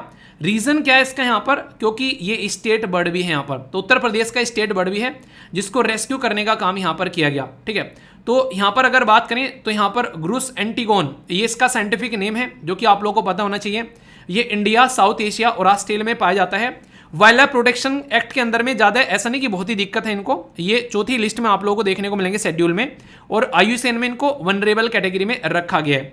अभी इसको रायबरेली के अंदर में जो एक तरीके से समसपुर जो बर्ड सेंचुरी है वहाँ पर इसको ट्रांसपोर्ट करके रखा गया है। तो ये रिसेंटली न्यूज़ में आ गया था। तो ये कुछ बेसिक चीज़ें हैं, ये तो नहीं पूछें किससे छीन कर कहाँ पर रखा गया है, पर कुछ बेसिक चीज़ें कि किस स्टेट से रिलेटेड है, तो ये क्वेश्चन आप लोगों से बन सकते हैं। ठीक है, किसी इंसान को अगर बीमारी हो तो कई बार हम लोग चेक करते हैं कि ये माता पिता की वजह से तो नहीं है एक तरीके से, तो DNA प्रोफाइलिंग जो है काफ़ी इंपॉर्टेंट यहाँ पर मानी जाती है। वो तो इंसानों की बात कर रहे थे, पर लेकिन हम लोगों ने अभी 270 जो एलिफेंट है उनकी DNA प्रोफाइल की, और ये प्रोजेक्ट स्टार्ट किया गया था 2022 में, अगस्त के महीने में। अभी इंपॉर्टेंट क्वेश्चन आप लोगों से क्या पूछा जा सकता है कि गज सूचना मोबाइल एप्लीकेशन जो है वो इसी से रिलेटेड है। यहाँ पर ये एक्ट करता है जैसे आधार कार्ड होता है, ऐसे ही यहाँ पर इनके लिए DNA प्रोफाइलिंग आप लोगों को देखने को मिलेगी। नॉर्मली जब हाथी की बात करते हैं तो एशियन एलिफेंट और अफ्रीकन एलिफेंट की कैटेगरी आप लोगों के सामने यहाँ पर नजर आती है, आप लोग यहाँ पर भी देख सकते हैं। ठीक है, तो ये कुछ इस तरीके से आप लोगों को देखने को मिलेगा। इसका ये कैसा डेटा है, जो कि कितने बड़े होते हैं, क्या क्या चीज़ें हैं, वो सारी बातें हैं, कुछ यहाँ पर भी प्रोवाइड करा रखे हैं। अगर IUCN international union for conservation of nature के बारे में बात करें तो अफ्रीकन सवानन एलिफेंट जो है वो इंडेंजर्ड की कैटेगरी में है, और अफ्रीकन फॉरेस्ट एलिफेंट जो है वो क्रिटिकली इंडेंजर्ड की कैटेगरी में है। ये लार्जेस्ट लैंड एनिमल है जो पृथ्वी के ऊपर पाया जाता है। ठीक है, हैबिटेट जो है उस पर्टिकुलर एरिया के बारे में बात करें तो कहाँ कहाँ पर पाया जाता है, तो सेंट्रल और वेस्टर्न एशिया के अंदर में, सेंट्रल और वेस्टर्न अफ्रीका के अंदर देखने को मिलेगा, क्योंकि अफ्रीकन एलिफेंट है। एशियन एलिफेंट जो है वो आप लोगों को यहाँ पर नजर आएगा। इसकी 3 सब स्पीसीज हैं, इंडिया के अंदर में, सुमित्रा के अंदर में और श्रीलंका के अंदर में पाया जाता है। IUCN में इंडेंजर्ड में है, CITES में अपेंडिक्स 1 में रखा गया है, और शेड्यूल 1 में है जब वाइल्ड लाइफ प्रोटेक्शन एक्ट के बारे में बात करते हैं। तो प्रोफाइलिंग जो की जा रही है वो किसकी की जा रही है, वो आप लोगों को देखने को मिलेगा एशियन एलिफेंट, क्योंकि इंडिया के अंदर की जा रही है। तो इसको लेकर आप लोगों से क्वेश्चन बने तो कंफ्यूजन आना नहीं है। वैसे एलिफेंट प्रोजेक्ट के बारे में पूछा जा सकता है। 1992 में स्टार्ट किया गया था, सेंट्रली स्पॉन्सर्ड स्कीम है, यानी कि सेंट्रल गवर्नमेंट और स्टेट गवर्नमेंट मिलकर काम करती हैं यहाँ पर। ये जो पर्टिकुलर आप लोगों को जो ये सेंसस है इसके बारे में आप लोगों को याद रखना है कि कई बार क्वेश्चन बन जाते हैं। पॉपुलेशन जो है एलिफेंट की आप लोगों से बात करें सबसे ज़्यादा कहाँ पर पाई जाती है, तो कर्नाटका के अंदर में सबसे ज़्यादा आप लोगों को देखने को मिलेगी, फिर आसाम और फिर केरला के अंदर में अगर बात की जाए तो। इसी के साथ में जो एलिफेंट रिजर्व है देश के अंदर में, तो कुछ नाम आप लोगों को यहाँ पर दे रखे हैं। अगर आप लोगों के स्टेट से रिलेटेड कोई नाम है तो उसके ऊपर जरूर आप लोग नजर डालकर रखिएगा। ठीक है, एक प्रोजेक्ट है जिसके बारे में क्वेश्चन एग्जाम में पूछा गया था रिसेंटली, अभी वो भी मैं आप लोगों को बता देता हूँ। ये है माइक। तो माइक का मतलब monitoring the killing of elephant. ये 2003 में बेसिकली स्टार्ट किया गया था कि जो एलिफेंट्स की जो किलिंग्स होती हैं उनको जो मारा जाता है उसको कैसे रोकना है, उसके ऊपर काम करने की बात की गई थी। तो माइक की साइट देखी जाती हैं। तो अगर बात करें टोटल मिलाकर 50 माइक की साइट है अक्रॉस अफ्रीका में, 10 इंडिया के अंदर भी है जहां पर ये हरकतें देखने को मिलती है, तो उनको प्रोटेक्ट करने की बात करते हैं। तो इसलिए क्वेश्चन यहां से भी आप लोगों के लिए पूछे जा सकते हैं। तो बेसिक इंफॉर्मेशन है पर इंपॉर्टेंट है। ठीक है दोस्तों, आज की डेट में आप लोगों को पता है कि प्लास्टिक कितनी बड़ी प्रॉब्लम है, तो उसी प्रॉब्लम का सॉल्यूशन यहाँ पर निकाला गया है बायो ट्रांसफॉर्मेशन टेक्नोलॉजी के थ्रू। बायो ट्रांसफॉर्मेशन टेक्नोलॉजी एक ऐसी टेक्नोलॉजी है जिसके थ्रू जो प्लास्टिक है उसको ऐसे प्रोडक्ट में ट्रांसफॉर्म किया जाएगा ताकि वो इन्वायरमेंट पर नेगेटिव इम्पैक्ट न डाले। तो इसी को बोला गया है बायो ट्रांसफर टेक्नोलॉजी। तो ये काफ़ी इंटरेस्टिंग क्वेश्चन आप लोगों से बन सकता है कि किसके द्वारा डेवलप किया गया है ये सिस्टम। तो इंपीरियल कॉलेज इन लंदन जो कि यूके के अंदर में है, और ब्रिटेन बेस्ड जो स्टार्टअप है उसके द्वारा मिलकर यहाँ पर ये काम किया गया है। तो यहाँ पर बेसिकली ये सिस्टम आप लोगों से पूछा जा सकता है कि कौन कौन यहाँ पर मिलकर इसका काम कर रहा है। तो ये इंपीरियल कॉलेज है और इसी के साथ में यहाँ पर ब्रिटेन स्टार्टअप है जिसका नाम है यहाँ पर पॉलीमेरिया। ठीक है, पॉलीमेटेरिया। ठीक है, तो इनके द्वारा मिलकर यहाँ पर ये काम किया गया। अगर बात करें प्लास्टिक एक ऐसा खतरनाक एक प्रोडक्ट आप लोग बोल सकते हैं कि एक बार अगर धरती पर आ जाए तो 20 सालों तक पड़ा रहता है यहाँ पर। अगर पॉलीथीन, कॉफ़ी का जो कप आप लोग एक बार पीकर फेंक देते हैं कॉफ़ी, तो वो यहाँ पर 30 सालों तक पड़ा रहता है। ऐसे ही रो के बारे में जो स्ट्रो है यहाँ पर उसके बारे में बात करें, और आज की डेट में अगर आप लोग बात करें जो वेस्ट साइड जो जनरेट हो रहा है यहाँ पर, ये माना जा रहा है कि इंडिया के अंदर में अगर बात करें एवरी डे कितना प्लास्टिक हम लोग जनरेट कर रहे हैं कि 9000 एशियन एलिफेंट अगर आप लोग एक साथ में रख दो, हर दिन इतना प्लास्टिक जनरेट किया जा रहा है। यानी कि जो बोइंग 474 जेट है उनके 86 अगर एक जगह इकट्ठा कर दो, इस लेवल पर हम लोग काम कर रहे हैं। तो प्लास्टिक को अगर सिस्टमेटिक वे में हैंडल नहीं किया गया तो ये आने वाले टाइम में हमारे गले की फांस बन जाएगा। इसी के चलते प्लास्टिक वेस्ट मैनेजमेंट के बारे में बात कर रहे हैं।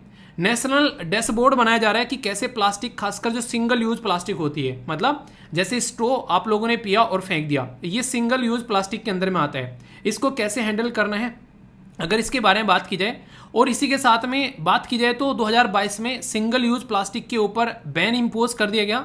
15 अगस्त को हमारे देश के प्राइम मिनिस्टर साहब के द्वारा ये अनाउंस भी किया गया था। एक्सटेंडेड प्रोड्यूसर रेस्पॉन्सिबिलिटी, यानी कि जो प्लास्टिक प्रोड्यूस कर रहे हैं, अमेजन फ्लिपकार्ट से कुछ प्रोडक्ट मंगाते हैं, अगर वो प्लास्टिक की कैटेगरी में आता है किसी में पैक होकर, तो इनकी रेस्पॉन्सिबिलिटी है कि ये इसको वापस इकट्ठा करेंगे। और मोबाइल ऐप तक बनाए गए हैं यहाँ पर इसको यूज़ करने के लिए कैसे करना है। तो प्राइम मिनिस्टर मोदी साहब के द्वारा 2019 में जब ये स्पीच दी गई तो लग रहा था सिंगल यूज़ प्लास्टिक बंद हो जाएगी, पर लेकिन आज तक ये समस्या आप लोगों को देखने को मिलेगा सुधारी नहीं है। अभी भी इसी पैटर्न में जहाँ जाओगे वहाँ पर प्लास्टिक आप लोगों को मिल जाएगी। तो ये काफ़ी बड़ी प्रॉब्लम है। कई सारे इनिशिएटिव है, Swachh Bharat mission, national dashboard on elimination plastic, plastic waste management. तो ये पूछा आप लोगों से किससे रिलेटेड है यहाँ पर ये, तो ये प्लास्टिक वेस्ट को मैनेज करने के लिए अलग अलग इनिशिएटिव है हमारे देश के अंदर में।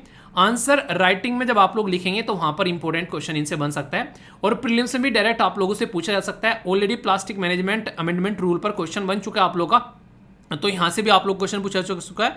गो लीटर, ये पार्टनरशिप प्रोजेक्ट के ऊपर भी क्वेश्चन पूछा जा चुका है कि किससे रिलेटेड है यहाँ पर ये, तो क्वेश्चन यहाँ से बन चुके हैं प्रीलिम्स के अंदर भी और मेंस के अंदर भी। हमारे देश के अंदर में भी आप लोगों को पता है चीता जो है वो शिफ्ट किए गए अफ्रीका की 2 कंट्री से, एक तो साउथ अफ्रीका से, और एक देश का नाम आप लोगों को बताना है। देखता हूँ कौन कौन याद रखे हुए। गवर्नमेंट के द्वारा अभी एग्जामाइन किया गया कि जो शिफ्ट किया गया है इनसे, एक साइड में चीता हो गए, एक साइड में लोयन हो गए, ये कुनू नेशनल पार्क के अंदर में, तो कैसे वो एक दूसरे के साथ में वहाँ पर रिएक्ट कर सकते हैं और क्या क्या सिचुएशन देखने को मिल सकती है, तो उसको री एग्जामाइन करने की यहाँ पर बातें की गई।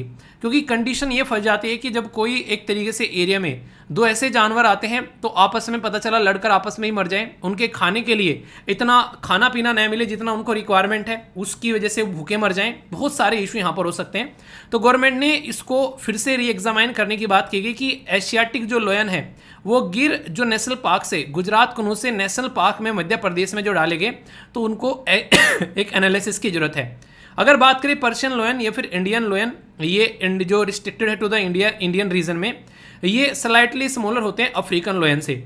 ये आज की डेट में गिर नेशनल पार्क में बहुत ज़्यादा संख्या में है। वैसे IUCN में इनको इंडेंजर्ड कैटेगरी में रखा गया है, जो कि इनको प्रोटेक्शन के बारे में बात करती है। CITES में इनको अपेंडिक्स 1 में रखा गया है, और वाइल्ड लाइफ प्रोटेक्शन एक्ट में इनको 1972 का है, उसमें फर्स्ट में रखा गया। इनके ज़्यादा ही खस्ता हालत हो रखी है, ऐसा कम से कम आप लोग यहाँ पर बोल सकते हैं। ठीक है, अकॉर्डिंग टू अगर बात करें यहाँ पर डेटा के, तो लोयन की संख्या भी बताई गई है देश के अंदर में, तो इसके ऊपर काम करना जरूरी है। वरना अगर बिग कैट इस तरीके की जो संख्या इनकी घटती है तो ये कहीं ना कहीं एक फूड चेन जो है उसके ऊपर भी इम्पैक्ट डालता है। ठीक है, तो ये इंपॉर्टेंट एक न्यूज़ है जो रिसेंटली काफ़ी ज़्यादा आप लोगों ने देखा, इसके बारे में सुना। अंटार्कटिका वाले रीजन के बारे में मैंने कई सारी बातें आप लोगों से रिसेंटली डिस्कस की थी। जो डेली वीडियो देखता है उसको तो ये रिविजन लगेगी ये वीडियो, पर लेकिन जो डेली वीडियो नहीं देखता है उसको लगेगा कि यार सारी चीज़ें नहीं हैं। तो इसलिए रेगुलर वीडियो अगर आप लोग देखते हैं तो आप लोग इस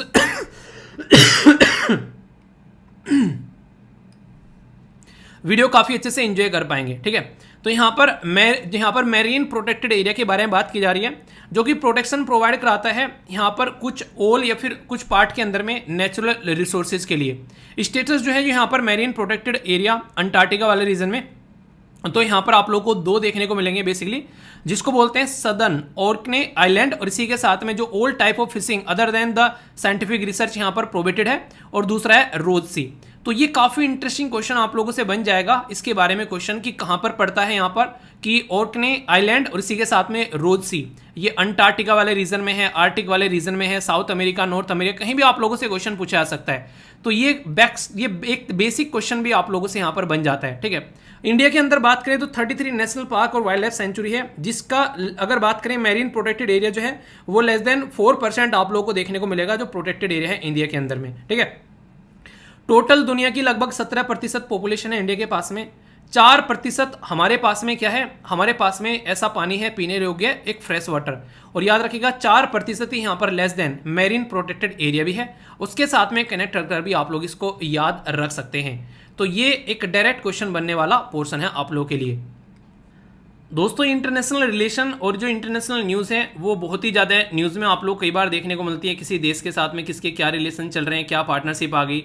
तो डायरेक्ट क्वेश्चन यहाँ से बनते हैं। कई सारी ऑर्गेनाइजेशन वगैरह भी क्वेश्चन में आप लोगों से पूछी जाती है, खासकर अगर बात करें तो रिसेंटली अभी कई सारे एग्जाम में पूछी गई, तो इंपॉर्टेंट एरिया है, इंपॉर्टेंट न्यूज़ है, थोड़ा ध्यान से सुनिएगा। आप लोगों ने कई बार सुना होगा म्यूनिक सिक्योरिटी कॉन्फ्रेंस के बारे में। ये नॉर्मली आप लोगों को म्यूनिक जो है वो जर्मनी के अंदर में है, तो वहाँ पर ये सिक्योरिटी कॉन्फ्रेंस होती है। ऐसे ही सिंगापुर के अंदर में संग्रीला डायलॉग आप लोगों को देखने को मिलता है। उसी पैटर्न में हमारे देश के अंदर में भी यहाँ पर आप लोगों को कॉन्फ्रेंस देखने को मिलती हैं, जैसे कि रायसीना डायलॉग हो गए यहाँ पर। ये ऐसी कॉन्फ्रेंस है जो कि इंडिया की एक फ्लैगशिप कॉन्फ्रेंस है, जो जियो पॉलिटिक्स और जियो स्ट्रेटजी के बारे में बात करती है।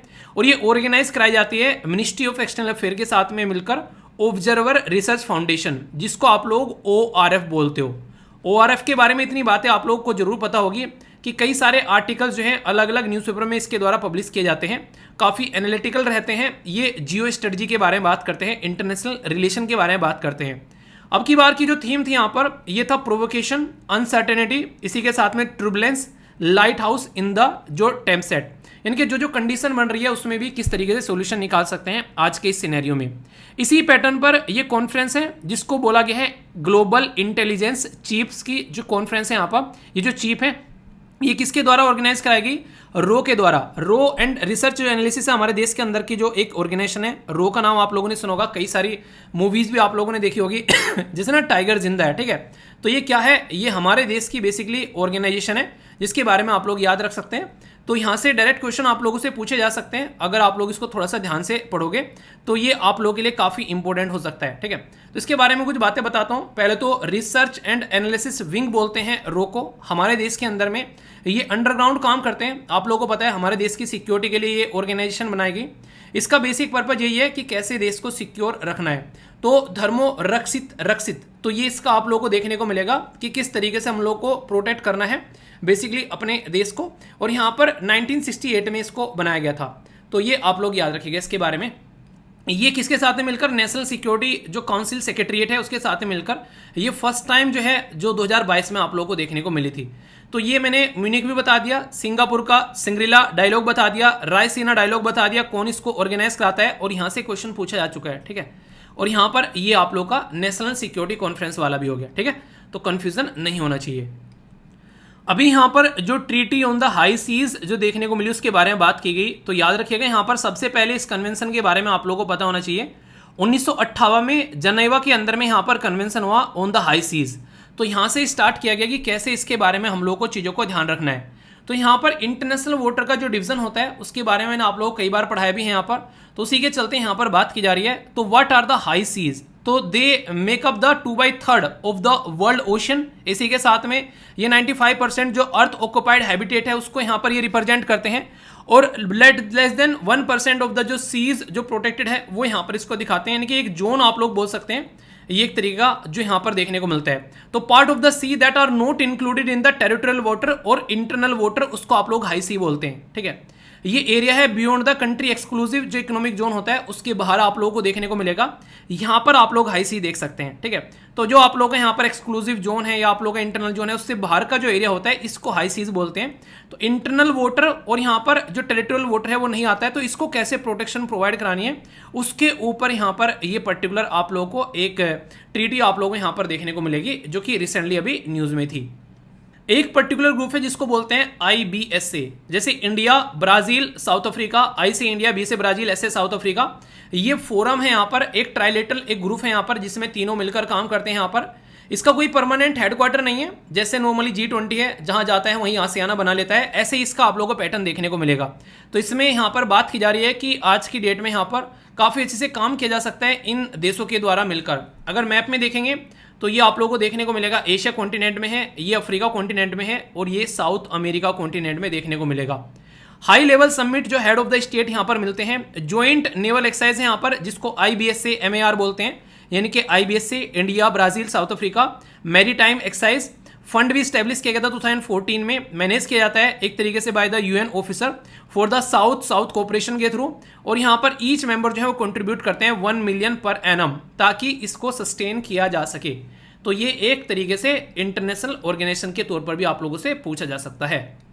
संघाई कॉरपोरेशन ऑर्गेनाइजेशन का नाम आप लोगों ने सुना होगा, जिसको शॉर्ट फॉर्म में SCO बोलते हैं। उसके द्वारा अभी यहाँ पर बेसिकली कलेक्टिवली जो बात की गई कि एक्सेसिबल होनी चाहिए सबको जुडिशरी, ये चीफ जस्टिस ऑफ इंडिया जो चंद्रचूड़ साहब है उनके द्वारा बोला गया। आप लोगों को बताना है कौन से नंबर के चीफ जस्टिस हैं। हाई क्वालिटी, अगर यहाँ पर लीगल रिप्रेजेंटेटिव होना चाहिए, मॉडर्न पब्लिक जुडिशरी होनी चाहिए, ये सारी बातें आप लोगों को देखने को मिलती हैं। पर इसके बारे में कुछ बेसिक बातें मैं आप लोगों को बताता हूं। जैसे कि संघाई कॉरपोरेशन ऑर्गेनाइजेशन को बनाया गया था 2001 में 5 लोगों के द्वारा, रसिया, चाइना, इसी के साथ में यहाँ पर यह है बेसिकली किर्गिज रिपब्लिक, यानी कि एक तरीके से आप लोग बोल सकते हैं किर्गिस्तान, कजाकिस्तान, तजाकिस्तान, उज्बेकिस्तान। तो ये आप लोगों को 5 मेंबर यहाँ पर नजर आते हैं। India is not the founding member, याद रखिएगा, बाद में ऐड हुआ, आज के डेट में 9 मेंबर है। अभी रिसेंटली ईरान को यहाँ पर संघाई कॉरपोरेशन का पार्ट बना लिया गया, हालांकि कंप्लीटली इंक्लूड करना अभी बाकी है, वैसे पार्ट ये बन चुका है। इसलिए कई जगह आप लोग को 8 मेंबर अभी भी देखने को मिलते हैं, अभी 9 देखने को मिल जाएंगे। इसी के साथ में इंडिया और जो पाकिस्तान है दोनों 7वें मेंबर बने 2017 में। रसिया ने बोला इंडिया को इंक्लूड करते हैं, तो चाइना ने बोला तो हम पाकिस्तान अपने लंगोटिया यार को भी लेकर आएंगे, तो दोनों मेंबर यहाँ पर बन जाते हैं। हेडक्वार्टर जो है वो बीजिंग चाइना के अंदर में देखने को मिलेगा। इसका एक पर्टिकुलर विंग है जिसको बोलते हैं रेड्स, यानी कि रीजनल एंटी टेररिस्ट स्ट्रक्चर। इसके ऊपर क्वेश्चन पूछा गया रिसेंटली अभी। ये परमानेंट ऑर्गन है संघाई कॉरपोरेशन ऑर्गेनाइजेशन का, और इसका हेडक्वार्टर तजाकिस्तान, ताशकंद, उज्बेकिस्तान के अंदर में आप लोगों को देखने को मिलेगा। एनुअल समिट होती है, चेयरमैनशिप जो है यहाँ पर इसके मेंबर को मिलती है ईयर ऑन ईयर रोटेशन के बेसिस पर। तो संघाई कॉरपोरेशन ऑर्गेनाइजेशन के ग्रुप के बारे में भी क्वेश्चन पूछा जा सकता है। G20 के बारे में बन चुका है, तो इससे बनने में कोई ज्यादा शर्म की बात होगी नहीं, आराम से पूछ लेंगे क्वेश्चन, ठीक है। ये इंटरेस्टिंग क्वेश्चन आप लोगों के लिए बन सकता है, स्टार लगाने लायक क्वेश्चन है। दोहा पॉलिटिकल डिक्लेरेशन, दोहा जो है वो कतर के अंदर में है, वहां पर कई सारे लीडर मिले और लीस्ट डेवलप कंट्री को कैसे आगे लेकर चलना है उसके बारे में बात की गई। यानी कि जो बहुत ही गरीब देश हैं उसके लिए यहाँ पर 10 साल का प्लान बनाने की बात की गई। सस्टेनेबल डेवलपमेंट गोल के थ्रू कैसे अचीव कर सकते हैं, कैसे पोवर्टी यहाँ पर मिटा सकते हैं, मल्टी डायमेंशनल वनरेबिलिटी कैसे मिटा सकते हैं, क्लाइमेट चेंज, इन्वायरमेंट डिग्रेडेशन, और कैसे रिकवर कर सकते हैं कोविड-19 से। ये पूरा मुद्दा देखने को मिला है यहाँ पर। अगर UN आइडेंटिफाई करे क्राइटेरिया, तो 3 क्राइटेरिया आप लोगों को देखने को मिलते हैं लीस्ट डेवलप कंट्री के। एक क्वेश्चन तो यही बन जाएगा कि लीस्ट डेवलप कंट्री का क्राइटेरिया कौन डिफाइन करता है, तो यूनाइटेड नेशन। पहला बोला गया यहाँ पर GNI पर कैपिटा जो इनकम है, तो ग्रोस नेशनल इनकम जो है वहां पर अगर वो बिलो है 1232, तो यहाँ पर अगले 3 साल का एवरेज निकाले तो इसके अंदर आ सकते हैं। इसी के साथ में हेल्थ जो है, अगर बात करें यहाँ पर हेल्थ, एजुकेशन, न्यूट्रिशन में काफ़ी पुअर परफॉर्मेंस है, और इसी के साथ में इकोनॉमिक वनरेबिलिटी है देश की, तो इस पर्टिकुलर लिस्ट में उसको डाल दिया जाता है। तो ये पर्टिकुलर अभी मीटिंग कहाँ पर हुई, ये दोहा में हुई, इसीलिए इसको दोहा पॉलिटिकल डिक्लेरेशन बोला गया। कौन कौन इसके अंदर मेंबर आते हैं, बहुत सारी कंट्री हैं यहाँ पर अफ्रीका कॉन्टिनेंट से, अफगानिस्तान, नेपाल, भूटान, म्यांमार, इसी के साथ में यहाँ पर कंबोडिया हो गया। कुछ आइलैंड है जैसे सोलोमन आइलैंड हो गया, केराबती, इसी के साथ में यहाँ पर ये जो पर्टिकुलर इस जो पर्टिकुलर रीजन के आइलैंड है जो रिसेंटली अभी काफी ज्यादा न्यूज में थे, ठीक है। ये अफ्रीका की बहुत सारी कंट्री आप लोगों को यहाँ पर देखने को मिलेगी जो कि लीस्ट डेवलप की कैटेगरी में आती है, तो इनके ऊपर कैसे काम कर सकते हैं ये है बेसिक मुद्दा। डायरेक्ट न्यूज तो शायद ही कोई पूछेगा कि मेहुल चोकसी कौन है, और इसको अभी यहाँ पर इंटरपोल की डेटाबेस की रेड लिस्ट से क्यों हटा दिया गया। तो यहाँ पर डायरेक्ट क्वेश्चन आप लोगों से बन सकता है कि रेड नोटिस क्या होता है। तो रेड नोटिस जो होता है वो किसी के लिए वारंट इशू किया जाता है जो छोड़कर देश भागता है एक नोटंकी कर 13,000 करोड़ का स्कैम कर पंजाब नेशनल बैंक के साथ में यहाँ पर ये भाई साहब भागे, तब रेड नोटिस इशू किया गया था। अभी यहाँ पर रेड नोटिस एक तरीके छिन गया है इनका, तो CBI की नाकामी भी बोला जा रहा है इसको।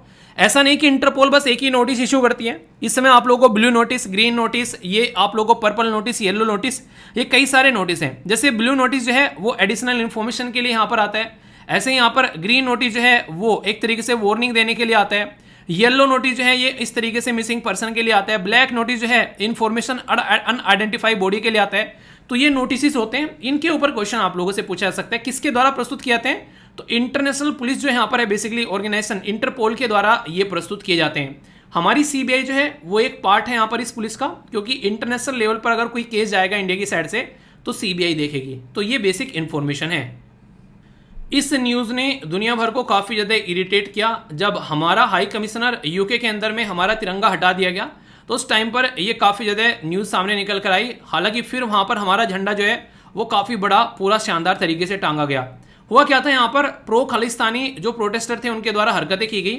और यहाँ पर सबसे बड़ी इरिटेटिंग चीज़ ये थी कि यूके की जो सिक्योरिटी फोर्स है वो कहाँ पर दाल चावल खाने गए हुए थे उस टाइम पर, कि उनको ये हरकतें नहीं देखने को मिली। हमारे देश के डिप्लोमेट थे वहाँ पर, उनको प्रोटेक्शन प्रोवाइड कराना ये सारा काम किसका था? ये था यूके गवर्नमेंट का।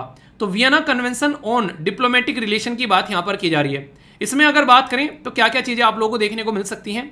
इसमें कुछ आर्टिकल्स हैं, जैसे article 27 guarantee to free communication के बारे में बात करते हैं। आर्टिकल 29 ये इनवोलेबिलिटी जो है उसको बेसिकली एक तरीके से ना, ये सारी एक तरीके से प्रोटेक्शन प्रोवाइड कराने वाली चीज़ें हैं। अगर हमारा डिप्लोमेट कोई वहाँ पर कोई दिक्कत में आ जाए तो उसको वहाँ की गवर्नमेंट कुछ नहीं करेगी, वो क्या करेगी, वो वहाँ पर सुरक्षा प्रोवाइड कराएगी बस। अगर उसने कोई हरकतें कर दी तो सजा हमारे देश में उसको मिलेगी। तो ऐसे अलग अलग ये आर्टिकल है यहाँ पर हैं किसके, ये है वियना कन्वेंशन के ऑन डिप्लोमेटिक रिलेशन 1964। तो ये कम से कम आप लोगों को यहाँ पर याद रखना है, ठीक है। टैक्स से एग्जेम्पशन मिलता है, कस्टम ड्यूटी से एग्जेम्पशन मिलता है, सारे प्रिविलेज मिलते हैं। डिप्लोमेट्स अगर कुछ भी यहाँ पर रहते हैं तो उनको ऐसा माना जाता है कि वो एक देश है उसका रिप्रेजेंटेटिव की तरीके से यहाँ पर देखा जाता है। वियना कन्वेंशन के बारे में कुछ और बेसिक इन्फॉर्मेशन इसी के पैटर्न में Vienna convention on diplomatic relation है, civil liberty of nuclear damage है, काउंसलर रिलेशन है, रोड ट्रैफिक से रिलेटेड है, यहाँ पर लो ट्रीटी से रिलेटेड है, यहाँ पर protection of the ozone layer से भी रिलेटेड है जो 1985 वाला, ठीक है। तो ये कुछ ऐसे सारे के सारे कन्वेंशन इसलिए डाल दिए गए ताकि अगर कल को आप लोग रिवीजन करने बैठो तो आप लोगों को इसको लेकर कोई परेशानी ना हो, ठीक है। तो बेसिक इन्फॉर्मेशन है, याद रख सकते हैं आप लोग। वैसे तो ये अगर बात करें आप लोगों से क्वेश्चन अलग पूछा जा सकता है अवार्ड के बारे में, पर लेकिन यहाँ पर इंटरनेशनल लेवल का ये प्राइस है तो आप लोगों से डायरेक्ट क्वेश्चन यहाँ पर पूछा जा सकता है कि एबिल प्राइज जो है वो किससे रिलेटेड है यहाँ पर ये, ठीक है। तो सबसे पहले तो ये याद रखिएगा, इसको नोबेल प्राइज बोला जाता है मैथमेटिक्स का, यानी कि मैथमेटिक्स के फील्ड में ये काफ़ी बड़ा एक प्राइज आप लोगों को देखने को मिलेगा, ठीक है। इसी के साथ में जो लुइस कैफरेली, इनको यहाँ पर 2013 का एबिल प्राइज यहाँ पर दिया गया है। ये किसके द्वारा दिया जाता है? नॉर्वे की जो एजुकेशन है, बेसिकली नॉर्वे की जो एकेडमी ऑफ साइंस है, मिनिस्ट्री ऑफ एजुकेशन के द्वारा यहाँ पर ये प्रोवाइड किया जाता है। एक पर्टिकुलर पर्सनैलिटी थे जिनका नाम था यहाँ पर नाइल्स हेनरिक एबिल, इनके नाम से इसको स्टार्ट किया गया था 2002 में। और ये आज की डेट में नोबेल प्राइज के इक्विवेलेंट यहाँ पर ये प्राइज माना जाता है मैथमेटिक्स के फील्ड में। तो इंपॉर्टेंट पर्सनैलिटी से रिलेटेड भी क्वेश्चन आप लोगों से पूछा जाए तो कोई बड़ी बात यहाँ पर नहीं होगी, ठीक है। तो बेसिक इंफॉर्मेशन है कंप्लीटली। बॉक्सिंग चैंपियनशिप में हमारे देश का झंडा काफ़ी शानदार तरीके से लहराया गया। यहाँ पर इंडियन जो बॉक्सर थे उनके द्वारा, जिसमें Nikhat Zareen second world title जीता, लवलीना जीसी के साथ में इनके द्वारा फर्स्ट आप लोगों को देखने को मिला। इनके द्वारा जो परफॉर्मेंस दी गई वो लाजवाब थी। यहाँ पर जो वर्ल्ड वुमेन बॉक्सिंग चैंपियनशिप आप लोगों को देखने को मिल रही थी, ठीक है। तो world women boxing championship organise कराई जाती है इंटरनेशनल बॉक्सिंग जो एसोसिएशन है उसके द्वारा। तो यहाँ पर शानदार परफॉर्मेंस हमारे देश के जो प्लेयर्स हैं उनके द्वारा दिखाई गई। तो क्वेश्चन डायरेक्ट आप लोगों से यहाँ पर पूछा जा सकता है, तो कंफ्यूजन नहीं होना चाहिए, नाम जरूर याद रखिएगा, निखत जरीन और लवलीना, ठीक है। तो ये क्वेश्चन पूछा जाए तो आप लोगों को कंफ्यूजन नहीं होना चाहिए। देखिए कई बार बोलते हैं गेम से क्वेश्चन आ जाते हैं, आए भी हैं, तो इसलिए गेम्स वाला पोर्शन भी थोड़ा सा मैंने कहा जो इंपॉर्टेंट है वो कवर कर लेना चाहिए ताकि कोई पोर्शन आप लोगों का छूटे ना। अर्थ आर के बारे में आप लोगों ने सुना होगा कि 1 घंटे तक हम लोग को क्या करना है, लाइट जो है वो बंद करनी है। तो सोचकर देखो यहाँ पर कितनी ज़्यादा इलेक्ट्रिसिटी हम लोग सेव कर सकते हैं। अर्थ आर जो है ये इंडिया, ऑस्ट्रेलिया, ब्राज़ील, अदर कई सारे देशों के द्वारा ऑब्जर्व किया गया। ये 2007 में सिडनी ऑस्ट्रेलिया से स्टार्ट किया गया था वर्ल्ड वाइड फंड के साथ में मिलाकर। अब दुनिया भर में इसको सेलिब्रेट किया जाता है। इनका बेसिक फोकस है कि कैसे हम लोग को अपनी पृथ्वी को प्रोटेक्ट करना है, क्लाइमेट चेंज के साथ में कैसे चीज़ों को डील करना है। तो इन्वेस्ट इन ओवर प्लानेट ये थीम थी अब की बार का जो अर्थ आर सेलिब्रेट किया गया। डिफरेंस है यहाँ पर अर्थ आर और अर्थ डे में, दोनों को कंफ्यूज यानी कि इंटरमिक्स मत करना। अर्थ आर जो है यहाँ पर ये एक क्लाइमेट चेंज इनिशिएटिव है जो कि आप लोगों के सामने है, और अर्थ डे जो है वो एक तरीका नेचुरल इन्वायरमेंट इंस्पायर करने वाला, लोगों को पेड़ लगाओ, वो सब चीज़ें करो। ये 22 अप्रैल को सेलिब्रेट किए जाने वाला ये एक इनिशिएटिव है, ठीक है। तो दोनों को लेकर आप लोगों को कंफ्यूजन नहीं होना चाहिए कि हाँ दोनों एक ही जैसे हैं। पर इंपॉर्टेंट ऑर्गेनाइजेशन क्या है, ये है वर्ल्ड वाइड फंड, इसके बारे में जरूर पता होना चाहिए। वर्ल्ड वाइड फंड जो है ये इंटरनेशनल नॉन गवर्नमेंटल ऑर्गेनाइजेशन है, 1961 में इसको बनाया गया। ये जो ग्लैंड है बेसिकली स्विट्जरलैंड के अंदर में इसका हेडक्वार्टर है। कैसे हम लोग यहाँ पर इन्वायरमेंट के इंपैक्ट को कंट्रोल कर सकते हैं, और वर्ल्ड लार्जेस्ट कंजर्वेशन ऑर्गेनाइजेशन भी इसको बोला जाता है। इसकी रिपोर्ट जरूर याद रखिएगा जो कि क्वेश्चन की फॉर्म में पूछी जा सकती है कि लिविंग प्लैनेट रिपोर्ट, ठीक है। तो डायरेक्ट क्वेश्चन बन सकता है कंजर्वेशन जो है बात की जा रही है यहाँ पर, कंजर्वेशन द वर्ल्ड जो बायोलॉजिकल डाइवर्सिटी है, इंश्योर करती है रिन्यूएबल नेचुरल रिसोर्सेज के बारे में और प्रमोट करती है यहाँ पर कैसे पोल्यूशन और वेस्टफुल जो है कंजप्शन उसको हटाना है। तो बहुत ही इंपॉर्टेंट ऑर्गेनाइजेशन है, डायरेक्ट क्वेश्चन की फॉर्म में पूछी जा सकती है। जैसा मैंने बताया था कि ईरान जो है वो संघाई कॉरपोरेशन का पार्ट बन रहा है, ऐसे ही जो रियाद है वो भी संघाई कॉरपोरेशन के साथ में टाई जो है बढ़ा रहा है। बीजिंग का एक अस्तित्व बढ़ता हुआ यहाँ पर जा रहा है, क्यों? क्योंकि रीजन ये कि स्ट्रेटेजिक वे में जो प्ले कर रहा है और यहाँ पर यूएसए को धूमित करता हुआ जा रहा है। 2001 में संघाई कॉरपोरेशन ऑर्गेनाइजेशन रसिया, चाइना इनके साथ में मिलकर बेसिकली बनाया गया था, मैंने बताया था। इंडिया, पाकिस्तान इंक्लूड हो गए, ईरान भी इसका पार्ट बन गया फुल मेंबरशिप के तौर पर, अभी उसको प्रेजेंट कर दी जाएगी। तो यहाँ पर रसिया भी अभी क्या है, बेसिकली जो बेसिकली सऊदी अरेबिया है वो भी यहाँ पर पार्ट बनने जा रहा है। तो ये एक ऐसा ग्रुप हो जाएगा जो कि उन्हीं बहुत लंगोटिया यार हुआ करते थे यूएसए के, वो यहाँ पर आकर जुड़ रहे हैं। तो ये कहीं ना कहीं एक बड़ी बात है यहाँ पर, ये ठीक है। तो ये याद रखिएगा, इसके बारे में कुछ बेसिक इन्फॉर्मेशन है। बाकी यहाँ पर जो काउंटर टेररिज्म एक्सरसाइज वो रसिया में आप लोगों को यहाँ पर देखने को मिलेगी। जो रीजन है यहाँ पर ये है चेंसलिबिंस्क, जो रीजन ये आप लोगों को 2023 की, तो ये एक्सरसाइज भी आप लोगों से पूछी जा सकती है, ठीक है। किसकी है? संघाई कॉरपोरेशन ऑर्गेनाइजेशन की। इंपॉर्टेंट न्यूज़ है यहाँ पर, इंडिया और जर्मनी मिलकर काम कर रहे हैं इनोवेशन के फील्ड में। तो अगर यूपीएससी में डायरेक्ट आंसर राइटिंग के लिए भी कुछ आ जाए तो याद रखिएगा, इंडिया और जर्मनी मिलकर काम कर रहे हैं कैसे चीज़ों को आगे लेकर चला जाए। यहाँ पर हमारे देश में जैसे प्राइम मिनिस्टर होते हैं ऐसे जर्मनी के अंदर में चांसलर होते हैं, तो ये आप लोग याद रख सकते हैं। तो इंडिया और जर्मनी टेक्नोलॉजी के ऊपर काम करेंगे, ग्रीन सस्टेनेबल डेवलपमेंट पार्टनरशिप पर काम करेंगे, ग्रीन हाइड्रोजन के ऊपर काम करेंगे। इसी के साथ में ट्रायंगुलर डेवलपमेंट कोऑपरेशन देखने को मिलेगा, इंडिया पैसिफिक ओशन में कैसे काम कर रहे हैं। और इसी के साथ में सबमरीन के ऊपर भी काम किया जाएगा, जिसमें इंडिया मिलकर जो जर्मनी मिलकर इंडिया के साथ में डेवलप करेगी। तो हम लोग डिफेंस के तहत भी अपने आप को सिक्योर कर पाएंगे। तो ये कुछ इंटरनेशनल रिलेशन से रिलेटेड जो इस तरीके की न्यूज़ आप लोगों से पूछी जा सकती है कि किसके साथ मिलकर हम लोग ये काम कर रहे हैं, या फिर आंसर राइटिंग में आए लिखने के लिए, तो वहां पर भी आप लोग याद रखिएगा, कंफ्यूजन नहीं होना चाहिए। कुछ इंपॉर्टेंट फैक्ट्स एंड फिगर हम लोग पॉलिटी की देखेंगे, जहां से डायरेक्ट क्वेश्चन आप लोगों के लिए बन जाते हैं कई बार। और रिसेंटली अभी कुछ ऐसी न्यूज़ है जो बहुत ही ज़्यादा तड़क भड़क तरीके से न्यूज़ में रही। यहाँ पर बात की जा रही है मनीष सिसोदिया साहब जो दिल्ली के एजुकेशन मिनिस्टर, उनको गिरफ्तार किया गया। तो उस टाइम पर यहाँ पर कई सारी बातें सामने निकल कर आई। सेल्फ इंक्रिमिनेशन क्या है, इसके बारे में हम लोग बात करेंगे। आर्टिकल 32 का हवाला देते हुए यहाँ पर किस तरीके से उन्होंने बोला था कि सुप्रीम कोर्ट उनके अरेस्ट को रोके, वो जानेंगे। और क्या क्या आर्टिकल 20 के बारे में भी जानेंगे। तो पॉलिटी का इंपॉर्टेंट पोर्शन कवर करेंगे। सबसे पहले तो हमारे संविधान के अंदर में पार्ट 3 के अंदर में फंडामेंटल राइट है, जिसको आप लोग मूल अधिकार बोलते हैं, आर्टिकल 12 से लेके आर्टिकल 35 तक का। इसके अंदर में आर्टिकल जो आप लोगों को 32 देखने को मिलेगा, उसको heart and the soul of the constitution भी बोला गया है भीमराव अंबेडकर जी के द्वारा, कि किसी के फंडामेंटल राइट का अगर हनन होता है तो वो डायरेक्ट सुप्रीम कोर्ट में जा सकता है। तो यहाँ पर मनीष सिसोदिया साहब जो हैं वो सुप्रीम कोर्ट में गए। सुप्रीम कोर्ट के द्वारा उन्होंने बोला कि डायरेक्ट आप लोग यहाँ पर नहीं पहुँच सकते, पहले आप लोगों को हाई कोर्ट के अंदर में जो सेक्शन 482 जो है क्रिमिनल प्रोसीजर कोड, उसके थ्रू आप लोगों को यहाँ पर रेमेडी देखनी है, तब हमारे पास में आना। आर्टिकल 20 ये बात करता है कोई गलत तरीके से आप लोगों को अरेस्ट नहीं कर सकता है। और इसके अंदर में 3 प्रोविजन आप लोगों को देखने को मिलेंगे। इंपॉर्टेंट है तीनों के तीनों प्रोविजन, इन पे क्वेश्चन पूछे आ चुके हैं, इनका एक्सप्लेनेशन आप लोगों को पता होना चाहिए। जैसे no ex post facto law, इसका मतलब क्या है? No person shall be convicted with any offence except the, अगर उसने कोई वॉयलेशन किया हो, यानी कि बिना वॉयलेशन किए, ऐसे नहीं कि आप लोग उसको गिरफ्तार कर लोगे बिना किसी बात के, तो पेनल्टी लगती हो, किसी प्रिस्क्राइब लॉ के थ्रू ही आप लोग उसको गिरफ्तार कर सकते हो। ऐसे नहीं हवाबाजी में किसी को भी उठाकर जेल में डाल दोगे। इंटरेस्टिंग क्या है? नो डबल जीओपार्डी, ये क्या है?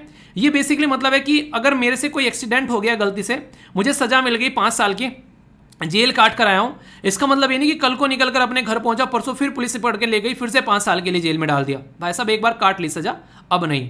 तो यहां पर एक ऑफेंस के लिए एक ही बार जना उसको सजा मिल सकती है, बार बार नहीं, ठीक है।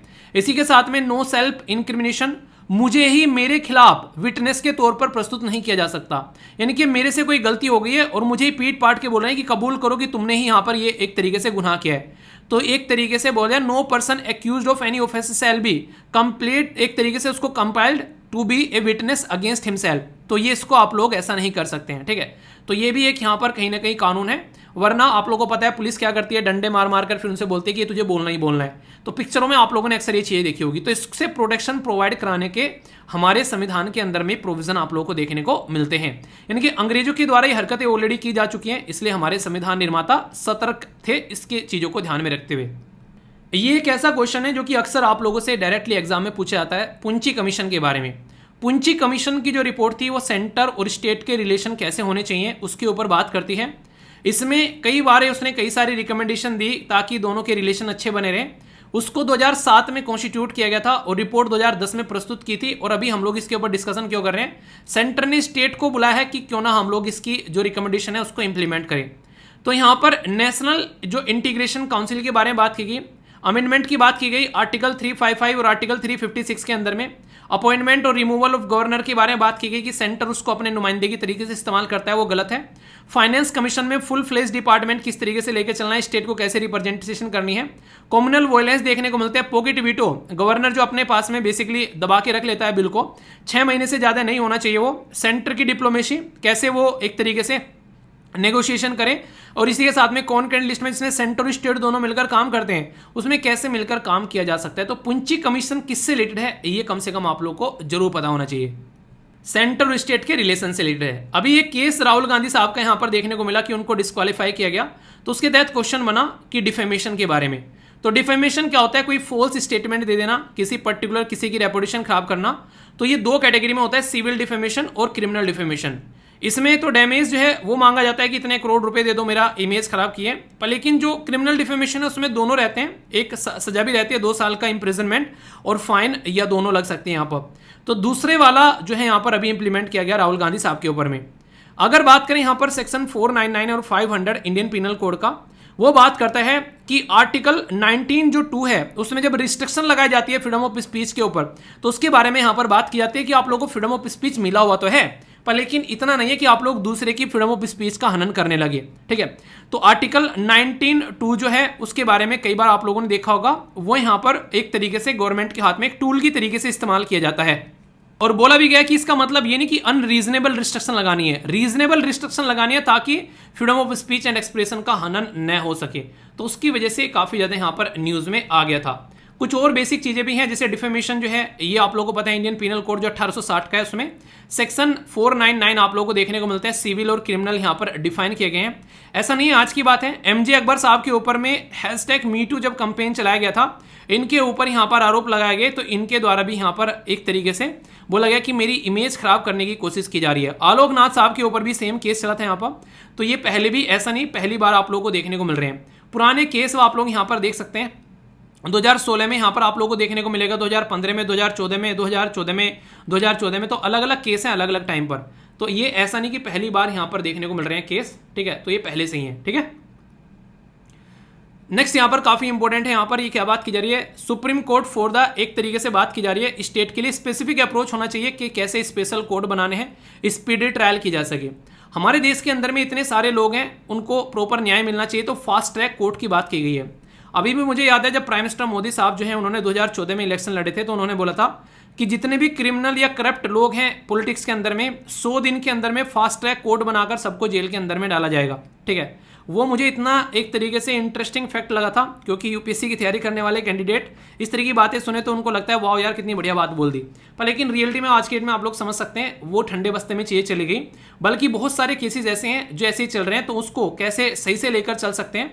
तो सुप्रीम कोर्ट के द्वारा सजेस्ट किया गया कि स्टेट स्पेसिफिक अप्रोच लेकर चली जा सके, स्पेशल कोर्ट बनाया जा सके, कि स्पीडी ट्रायल की जाए लेजिस्लेचर की, जो कि किसी न किसी तरीके से क्रिमिनल केसेस के अंदर में आप लोगों को देखने को मिलते हैं। ठीक है, तो इसके बारे में यहाँ पर बात की जा रही है। तो देखते हैं कितने स्पेशल कोर्ट बनते हैं, क्या है। वैसे स्पेशल कोर्ट अगर स्टेब्लिश करना है तो यहाँ पर कोर्ट एक्ट है 1979 का, उसके तहत यहाँ पर स्टेब्लिश किया जाएगा फास्ट ट्रैक कोर्ट। ठीक है, तो ये कुछ बेसिक इंफॉर्मेशन है जिनके बारे में आप लोग आइडिया जरूर रखिएगा।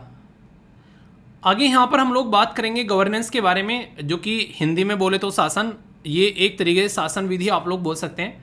काफ़ी इंपॉर्टेंट पोर्शन है और कई बार डायरेक्ट क्वेश्चन आप लोग के बनते हैं यहाँ से। ठीक है, देश के अंदर में कैसे महिलाओं को हमें स्टार्टअप या फिर उनकी ज़िंदगी में इंप्रूवमेंट करना है, तो उसके लिए यहाँ पर SWAYAT, तो ये पर्टिकुलर एक प्रोग्राम है जिसका नाम आप लोग यहाँ पर याद रख सकते हैं। इसकी फुल फॉर्म क्या है ये भी आप लोगों को बताया जाएगा। इसका मतलब है startup women and youth advantage through E transaction.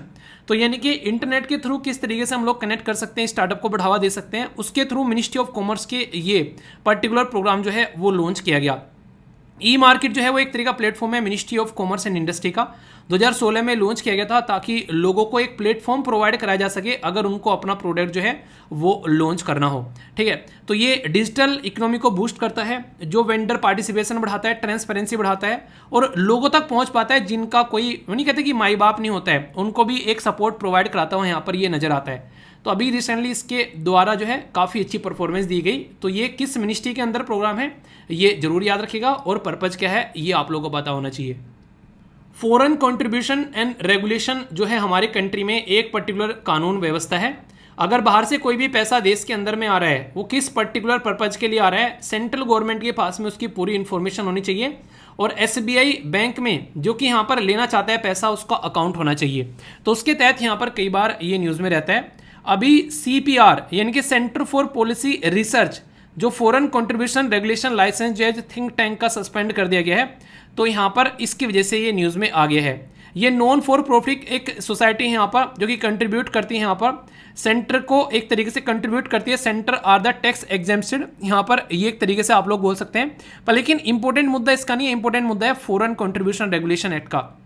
ये एक ऐसा हमारे देश के अंदर में कानून है जो कि यहाँ पर पर्टिकुलर रूल आप लोग बोल सकते हैं ये देश के अंदर में लेकर आए गए, और फिर यहाँ पर एक अमेंडमेंट बिल भी लाया गया, ताकि बाहर से कोई पैसा आ रहा है जिस पर्टिकुलर पर्पज के लिए आ रहा है उसी पर्टिकुलर पर्पज के लिए इस्तेमाल किया जा सके। इसका पूरा फोकस ये रहता है, मतलब किसी ने बाहर से पैसा दिया कि इंडिया के अंदर में एजुकेशन को इंप्रूव करेंगे, वहाँ पर एजुकेशन में इन्वेस्टमेंट करेंगे, बाहर से लेकर आए यहाँ पर ये 500 करोड़ रुपए, यहाँ पर आकर इन्होंने उसको क्या कर दिया, इन्वेस्टमेंट करना स्टार्ट कर दिया किसी और चीज़ में, यानी कि लोगों को प्रवोक कर रहे हैं कि इंडिया के अंदर में प्रोटेस्ट कैसे यहाँ पर करे।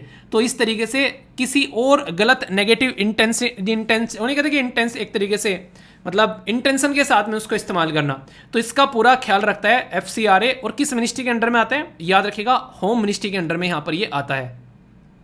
माइग्रेशन जो है बहुत बड़ा इशू है, कोई ना कोई कहीं ना कहीं माइग्रेट करके रहता है आज की डेट में। ऐसा नहीं है कोई भी जहाँ पैदा हुआ है वहीं रहता होगा, कोई काम के लिए बाहर जाता है, कोई एजुकेशन के लिए बाहर जाता है, कोई हेल्थ के लिए, और कोई अच्छी फैसिलिटीज़ के लिए बाहर जाकर रहता है। तो इसी के चलते अभी कंसर्न था कि कई सारे जो नॉर्थ इंडिया के जो वर्कर हैं साउथ इंडिया में, तमिलनाडु में जा रहे थे, और वहाँ पर उनके ऊपर कुछ अटैक्स हो रहे थे, ऐसी बातें सामने निकल कर आ रही थी। हालांकि बाद में पता चला कई सारे हवे भी उड़ाए जाते हैं। तो माइग्रेंट कौन होता है, वो पर्सन जो कि किसी दूसरे एरिया में जाकर रहता है, तो देश के अंदर ही या फिर इंटरनेशनल भी वो जा सकता है। इकोनॉमिक, सोशियो पॉलिटिकल या फिर इकोलॉजिकल रीजन से, कहीं बाढ़ आ गई, बहुत बुरी कंडीशन देखने को मिली, वो भी रीजन बन जाते हैं। तो यहाँ पर लेस डेवलप एरिया से ज़्यादा डेवलप वाले एरिया में जाते हैं, मोर डेवलप स्टेट में ज़्यादा जाते हैं। लार्ज रेसिपिएंट जो है वो दिल्ली रीजन देखने को मिलेगा, Uttar Pradesh, Bihar, half of the total out migrant आप लोगों को देखने को मिलते हैं। तो ये सारे रीजन यहाँ पर एक छोटी सी पिक्चर में भी बताने की कोशिश की गई, छोड़ते क्यों हैं। गरीबी है, डर है, डिजास्टर है, अनएम्प्लॉयमेंट है, जहाँ जाते हैं सेफ्टी है, अपॉर्चुनिटी है, स्टेब्लिशमेंट है, फ्रीडम है। तो ये सारी चीज़ें आप लोगों से डायरेक्ट भी क्वेश्चन की फॉर्म में पूछी जा सकती हैं। ठीक है, कुछ और आंकड़ा 2011 के सेंसस के हिसाब से बात करूं तो इंटरनल जो माइग्रेंट हैं वो 45 करोड़ के करीब आप लोग हैं, इनके 37% पॉपुलेशन जो है हमारी इधर उधर जाकर रहती है। ठीक है, एनुअल नेट माइग्रेट जो फ्लो है यहाँ पर वो 1% of the working age population आप लोगों को देखने को मिलेगा। रिपोर्ट अगर बात करें यहाँ पर वर्किंग ग्रुप ऑन माइग्रेशन 2017 में, तो 17 डिस्ट्रिक्ट जो थे अकाउंट किए गए। टॉप 25 इंडियन टोटल मेल जो आउट गए यहाँ पर, तो यूपी में से 10, बिहार से 6 और उड़ीसा से 1, जो कि टॉप कैटेगरी में आप लोगों को यहाँ पर देखने को मिलेंगे। तो कोई भी पर्सन अपना एरिया छोड़कर यार ऐसे ही नहीं जाता है, बहुत ही सारी दिक्कत कोई ना कोई देखने को मिलती होगी अपने एरिया में, तब जाकर वो निकलता है। तो ये कुछ आप लोगों को सेक्टर देखने को मिलेंगे, किस किस एरिया में, गांव से या शहर से कहाँ कहाँ पर माइग्रेट कर रहा है, और यहाँ पर टॉप ये भी आप लोगों को देखने को मिलेंगे कहाँ कहाँ पर लोग जो हैं वो आप लोगों को जाते हुए नजर आ रहे हैं। ठीक है, तो ये कुछ पोर्शन है, एक पर्टिकुलर मैप के थ्रू भी समझाया गया है। एक स्कीम देश के अंदर में लॉन्च की गई जिसको बोला गया LEAN। तो यहाँ पर ये micro small and medium enterprise competitive जो यहाँ पर एक स्कीम के बारे में बात की गई। ये एक तरीका इनिशिएटिव है जो कि रिड्यूस करेगा वेस्ट इन मैन्युफैक्चरिंग, यानी कि वेस्ट को रिड्यूस करेगा, प्रोडक्टिविटी बढ़ाएगा, इसी के साथ में इनोवेटिव प्रैक्टिस को लेकर आएगा, इसी के साथ में गुड मैनेजमेंट के ऊपर काम करेगा। नेशनल प्रोडक्टिविटी जो काउंसिल है वो यहाँ पर इसको इंप्लीमेंट करने वाली है, और एलिजिबिलिटी क्राइटेरिया क्या है, ओपन है micro small and medium enterprise के लिए ये पर्टिकुलर सिस्टम। जो यहाँ पर इसके बारे में बात करें तो आइडेंटिफाई करेंगे वैल्यू, क्रिएट करेंगे फ्लो, इसी के साथ में मैप करेंगे वैल्यू चेन को, स्ट्राइव करेंगे परफेक्शन को, और इंप्लीमेंट करेंगे ताकि ऐसी चीज़ों को लेकर चला जा सके। तो गवर्नमेंट के कई सारे इनिशिएटिव है जो आगे बढ़ते हुए नजर आएंगे। तो उसी से चलते यहाँ पर micro small and medium enterprise जो कि लघु उद्योग है, हमारे देश में कई सारे काम किए जाते हैं, तो ये भी एक काफ़ी इंपॉर्टेंट एरिया है।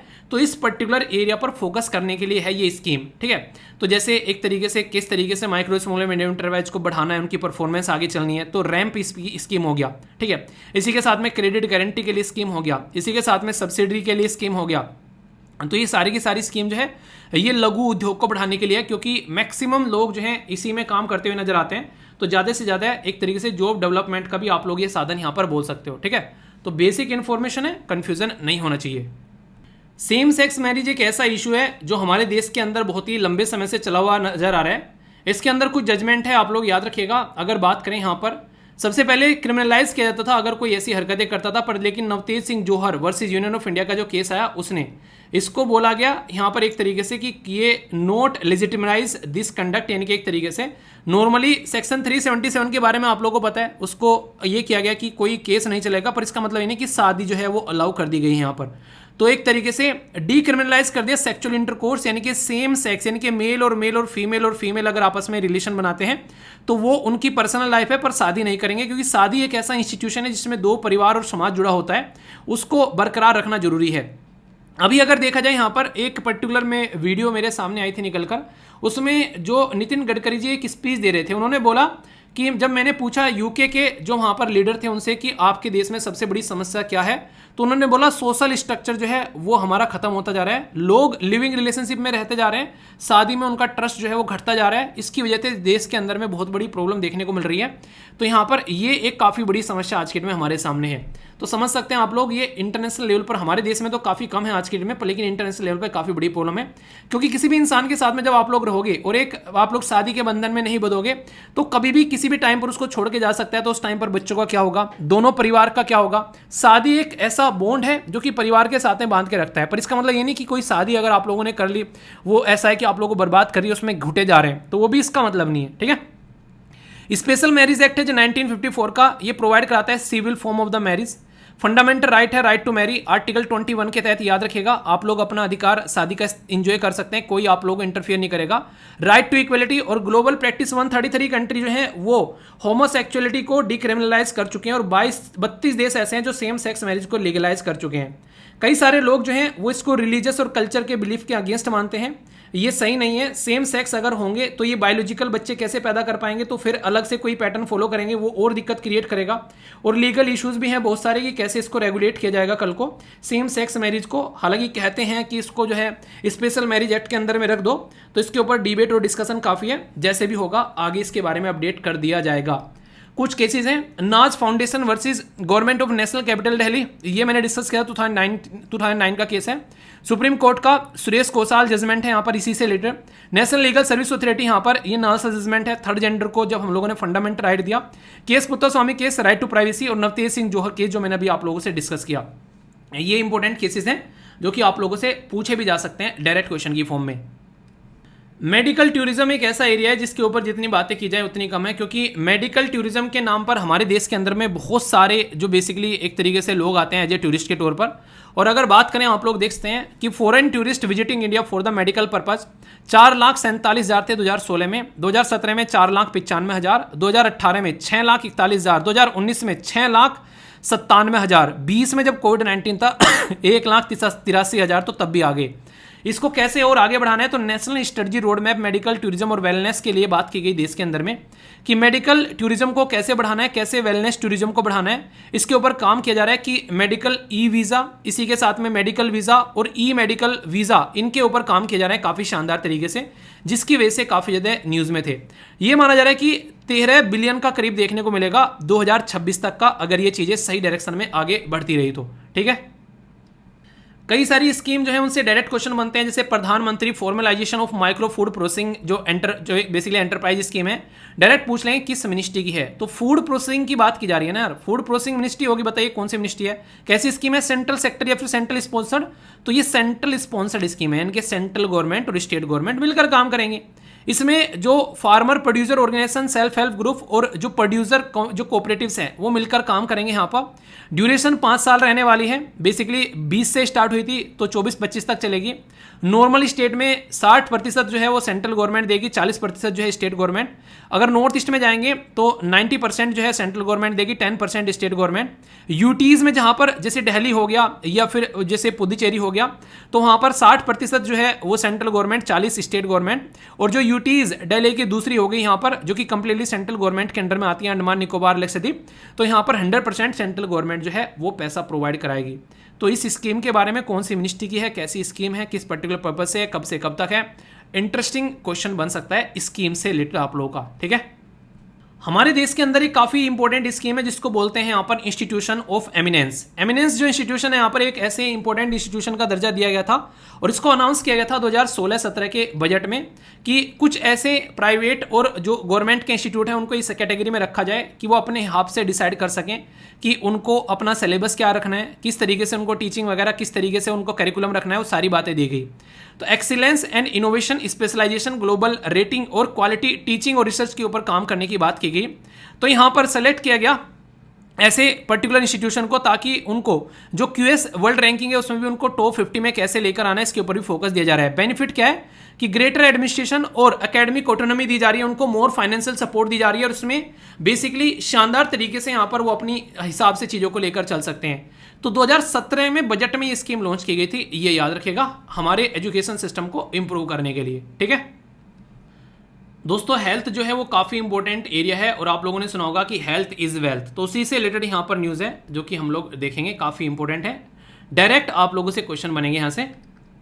बात करें वर्ल्ड बैंक के द्वारा अभी 1 बिलियन सपोर्ट दी गई इंडिया के हेल्थ सेक्टर के लिए, तो किसने दिया? डायरेक्ट क्वेश्चन बनेगा वर्ल्ड बैंक ने। प्रधानमंत्री आयुष्मान भारत हेल्थ इंफ्रास्ट्रक्चर जो मिशन है जिसको पीएम, ये ए भीम के नाम से आप लोग जानते हैं, ये पर्टिकुलर स्कीम हमारे देश के अंदर में एक ऐसी स्कीम लाई गई कि दुनिया में सबसे बड़ी स्कीम थी जो कि लोगों को हेल्थ सेक्टर की फैसिलिटीज प्रोवाइड करा रही थी। इसमें जो सपोर्ट प्रोवाइड कराने की बात की गई है वो वर्ल्ड बैंक के द्वारा यहाँ पर सपोर्ट प्रोवाइड कराया जा रहा है। इसका जो ग्रोथ है वो काफ़ी अच्छा है। यहाँ पर जैसे बात करेंगे 22% देखने को मिला 16 से लेकर 22 तक का। अगर बात करें 372 बिलियन 2022 तक का और यहाँ पर 110 2016 तक का यहाँ पर रीच हुआ। जिस तरीके से यहाँ पर रिकॉर्ड हाई स्टैटिस्टिक के बारे में बात करें, इकोनॉमिक सर्वे के अंदर में बोला जा रहा है कि 2.1% जीडीपी का खर्च करना चाहिए। नॉर्मली हम लोग अब तक देखें तो 19 तक का 1.3 कर रहे थे, कोविड-19 में आ गए तो थोड़ा सा बढ़ गया। अभी बात की जा रही है थोड़ा सा और बढ़ाओ, क्योंकि 8-8 10-10% जीडीपी का खर्च करते हैं अमीर देश, हम लोग नहीं कर रहे हैं। तो इसके ऊपर बात की जा रही है। मेडिकल टूरिज्म मैंने आप लोगों को बताया, ये भी काफ़ी इंपॉर्टेंट है। और टेलीमेडिसिन, ये आने वाले टाइम में 5.5 बिलियन का व्यापार की इंडस्ट्री होने वाली है। और मेडिकल टूरिज्म भी बताया आप लोगों से कितना बढ़ने वाला है, तो इसको और अच्छे से लेकर चला जा सकता है इंटरनेशनल सपोर्ट की हेल्प से। वैसे अगर बात करें, कई सारी कंट्री हैं जहां पर जो डॉक्टर की काफ़ी अच्छी खासी संख्या, जैसे जर्मनी टॉप पर है, इटली, स्पेन। हमारे देश के अंदर में कुछ राज्य ऐसे जिनकी कंडीशन खराब है। वर्ल्ड हेल्थ ऑर्गेनाइजेशन क्या बोलता है कि हर 1000 लोगों के पास में एक डॉक्टर होना चाहिए। हमारे यहाँ हर 1500 लोगों के पास में एक डॉक्टर आता है। इसको अगर ध्यान से देखोगे तो आप लोगों को देखने को मिलेगा कंडीशन खराब है। अगर जाएंगे झारखंड के अंदर में 8000 लोगों के हिस्से में एक डॉक्टर आ रहा है, हरियाणा में 6000 के हिस्से में, उत्तर प्रदेश में 3000। तो ये समझ सकते हैं, हालांकि कुछ अच्छे भी हैं, जैसे तमिलनाडु में 250 लोगों के ऊपर एक डॉक्टर आ जा रहा है। तो ये सारी चीज़ें जरूरी हैं यहाँ पर ताकि सही से चीज़ों को हैंडल किया जा सके। ठीक है, स्कीम्स बहुत सारी है। National health mission, Ayushman Bharat, प्रधानमंत्री Jan Arogya Yojana, national medical commission, प्रधानमंत्री ये डायलिसिस प्रोग्राम, जन जो शिशु सुरक्षा कार्यक्रम, राष्ट्रीय बाल स्वास्थ्य कार्यक्रम। तो स्कीम तो बहुत सारी है, पर लेकिन इंप्लीमेंट कितने अच्छे से होती है, मेन दिक्कत वो है। हमारे देश के अंदर में आईआईटी गुवाहाटी किस राज्य में है बताइए। इसके द्वारा अभी यहाँ पर बात की गई कि अगर एक तरीके से आप लोग यूज़ कर सकते हैं प्रोटीन रिपेयर करने के लिए हार्ट की अगर सेल डैमेज होती हैं, तो यहाँ पर काफ़ी अच्छी बात है। कंडीशन जिसमें ब्लड सेल्स जो है सप्लाई करती हैं ऑक्सीजन, कहीं ना कहीं ब्लड में जो जाता है सारा काम ये करती हैं, एक तरीके से हमारे बॉडी के अंदर में सफाई का भी काम किया जाता है। तो अगर कोई ऐसी दिक्कत होती है अनहेल्दी लाइफस्टाइल, पुअर डाइटरी, ये सब चीज़ों की वजह से, तो ये एक सपोर्ट प्रोवाइड कराने वाला प्रोटीन यहाँ पर इनके द्वारा अभी यूज़ करने की बात की गई है। हार्ट की बीमारियों को थोड़ा सा सुधारने का काम करेगा, ऐसा आप लोग यहाँ पर बोल सकते हैं। ठीक है, तो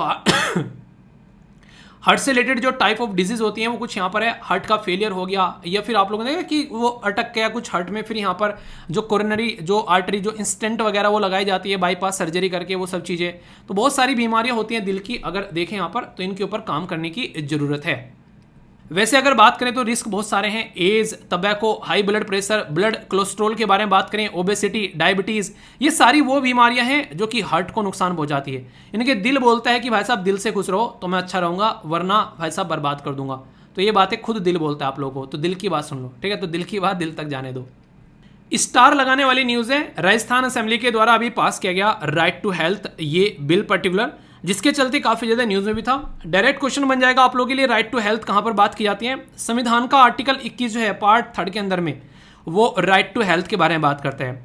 याद होगा मैंने डिस्कस किया था कि नेशनल ग्रीन ट्रिब्यूनल जब आता है उसके बारे में बात की थी।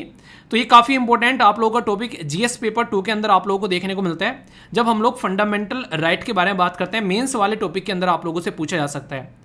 फर्स्ट अगर बात करें, ये एक तरीके से जो राइट टू हेल्थ के बारे में जो डब्ल्यूएचओ का कॉन्स्टिट्यूशन किया गया था 1946 में, उस टाइम पर भी बातें की गई थी। यूनिवर्सल डिक्लेरेशन ह्यूमन राइट 1948 का वो भी आर्टिकल 25 राइट टू हेल्थ के बारे में बात करता है। Directive principle of state policy यानी कि राज्य की नीति के निर्देशक तत्व, ये भी राइट टू हेल्थ के बारे में बातें करते हैं। तो इसको इंप्लीमेंट करने जा रहा है राजस्थान, जिसकी वजह से काफ़ी ज़्यादा न्यूज़ में था, ठीक है। कुछ याद रखो या ना रखो, फंडामेंटल राइट है राइट टू हेल्थ, ये जरूर याद रखिएगा। एक क्वेश्चन मैं आप लोगों से पूछूंगा, डीपीएसपी के अंदर कौन सा आर्टिकल है जो कि शराब, दारू, नशीले पदार्थ अगर कोई इस्तेमाल करता है तो राज्य की रेस्पॉन्सिबिलिटी है कि उसको रोका जाए, वो आर्टिकल आप लोगों को बताना है। रेबीज एक ऐसी बीमारी है, कुत्ता काट ले तो बहुत ही खतरनाक सिचुएशन क्रिएट हो जाती है, आदमी जो है कुत्ते की तरह भोग भोग कर मरता है।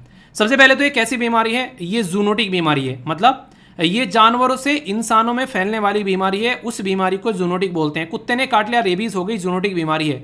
ये रेबीज वायरस है जिसकी वजह से फैलती है, 100% फेटल है, पर 100% वैक्सीनेशन प्रिवेंटेबल भी है। यानी किसी को अगर कंट्रोल नहीं किया जाए तो जान जानी जरूरी है, पर लेकिन दवाई मिल जाए तो उसकी जान 100% बचाई भी जा सकती है। दोनों ही केस बिल्कुल सही है। मोस्ट जो वायरस है ये डॉग या फिर स्ट्रीट डॉग, डोमेस्टिक डॉग आप लोगों को देखने को मिलेंगे, साउथ एशियन अफ्रीका के अंदर देखने को मिलती है। 99% जो ह्यूमन डेथ होती है वो रेबीज की वजह से, वो डॉग जो बेसिकली काटने से जो रेबीज होती है वो फैलता है। 36 ग्लोबल रेबीज डेथ जो होती हैं वो रिकॉर्ड की जाती है इंडिया में। दुनिया में अगर 100 लोगों की कुत्ते के काटने से मौत होती है तो उसमें 36 की लोग डेथ जो है वो इंडिया के अंदर होती है। तो इससे अंदाजा लगाओ कि कितनी सिचुएशन खराब है और हमको कैसे काम इसके ऊपर करना चाहिए। ऐसा नहीं है कि कुत्ते ही रेबीज फैलाते हैं, यहाँ पर कुत्ते भी हो सकते हैं, यहाँ पर इसी के साथ में यहाँ पर मंगूज भी हो सकते हैं, यहाँ पर रिकॉन डॉग भी हो सकते हैं, फोक्स बैट भी हो सकते हैं। तो ये कई सारे जानवर हैं। तो इसी को कंट्रोल करने के लिए हमारे देश के अंदर में नेशनल रेबीज कंट्रोल प्रोग्राम की बात की जा रही है, ताकि रेबीज को रोका जा सके।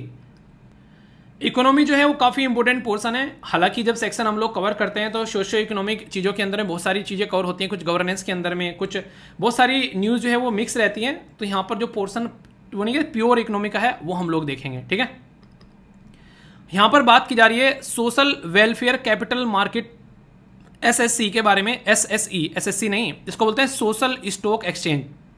हमारे देश के अंदर में अभी सोसाइटी के वेलफेयर के लिए अगर बात करें तो इसके ऊपर काम किया जा रहा है। स्टॉक एक्सचेंज के अंदर में यहाँ पर सोशल एंटरप्रेन्योर जो एंटरप्राइज हैं उसको फंड को इकट्ठा करने के लिए यहाँ पर मैकेनिज्म देखने को मिली, जैसे यूके, कनाडा, ब्राज़ील में यहाँ पर देखने को मिलता है। हमारे देश के अंदर भी अब इसमें इन्वेस्टमेंट किया जा सकेगा। तो स्टॉक एक्सचेंज के अंदर में यहाँ पर अभी आप लोगों को सोशल स्टॉक एक्सचेंज देखने को मिलेगा, जो कि बहुत बड़ी बात है यहाँ पर ये, ठीक है।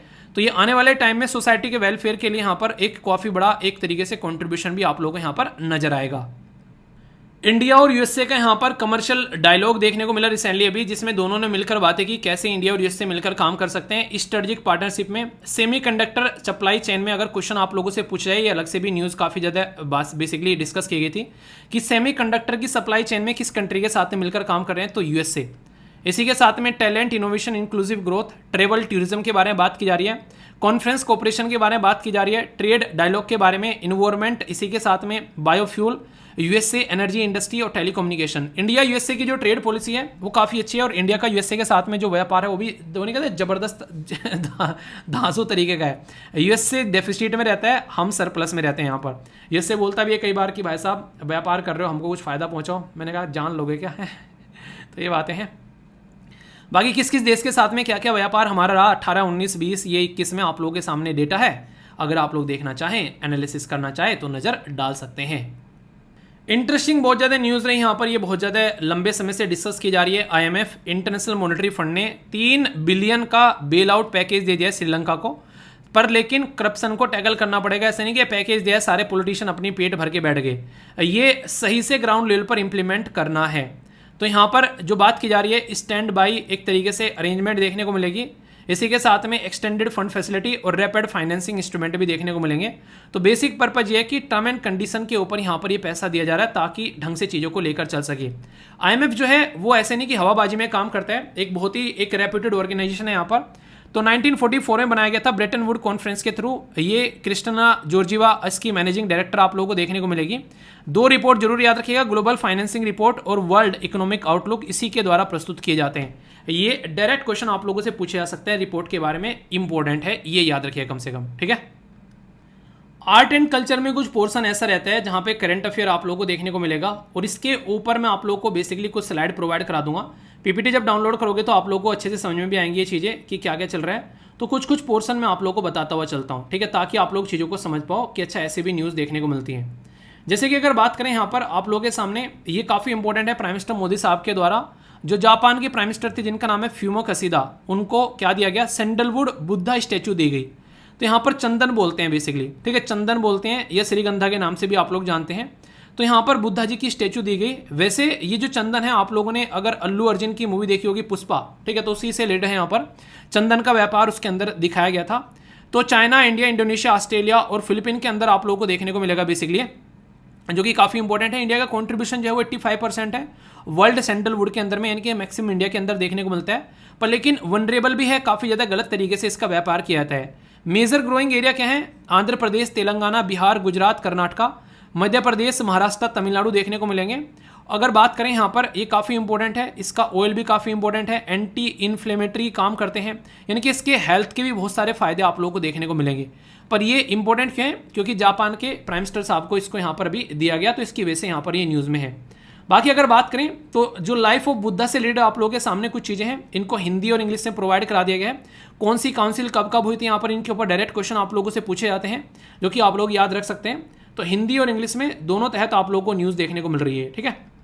बाकी इसके जो बुद्धा जी के जो 4 नोबल हैं, या फिर 8 फोल्ड जो इनके पाथ हैं, जो कि हिस्ट्री में आप लोगों ने पढ़े हैं, कल्चर का पार्ट है काफ़ी अच्छे से, ये भी सारी प्रोवाइड करा दी है। तो बहुत सारी चीज़ें हैं यहाँ पर, एक तरीके से मुद्रा कौन कौन सी होती हैं, तो ये आप लोग देखते हैं यहाँ पर, इसके बारे में भी इन्फॉर्मेशन दे दी है।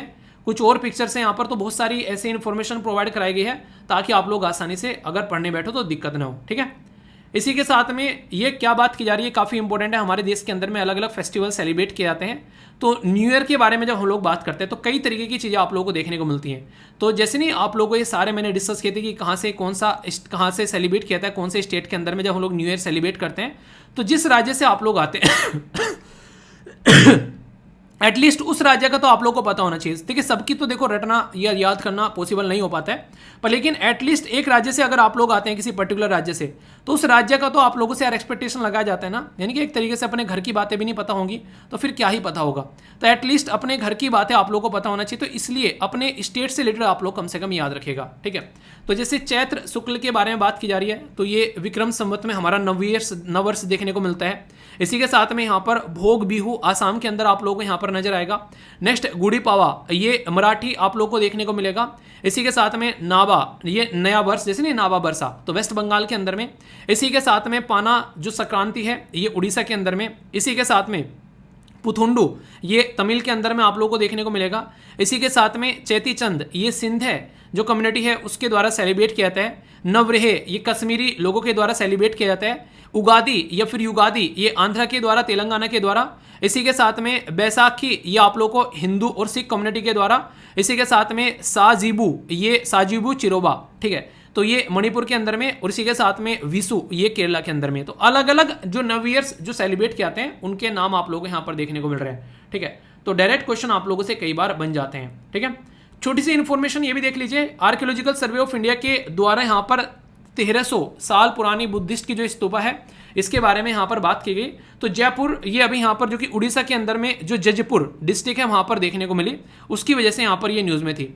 जो स्तूपा के बारे में अगर बात करें तो आप लोगों को पता है यहाँ पर, जैसे कि यहाँ पर इसकी शेप के बारे में कई बार क्वेश्चन पूछे जाते हैं कि इसको अंडा बोलते हैं, इसके ऊपर जो यहाँ पर ये है इसको तोरण बोलते हैं, ऊपर जो है यहाँ पर ये चैत्रा स्पैर जो आप लोगों को देखने को मिलेगा, ये हर्मिका बोलते हैं जो इसके ऊपर ये बना हुआ है।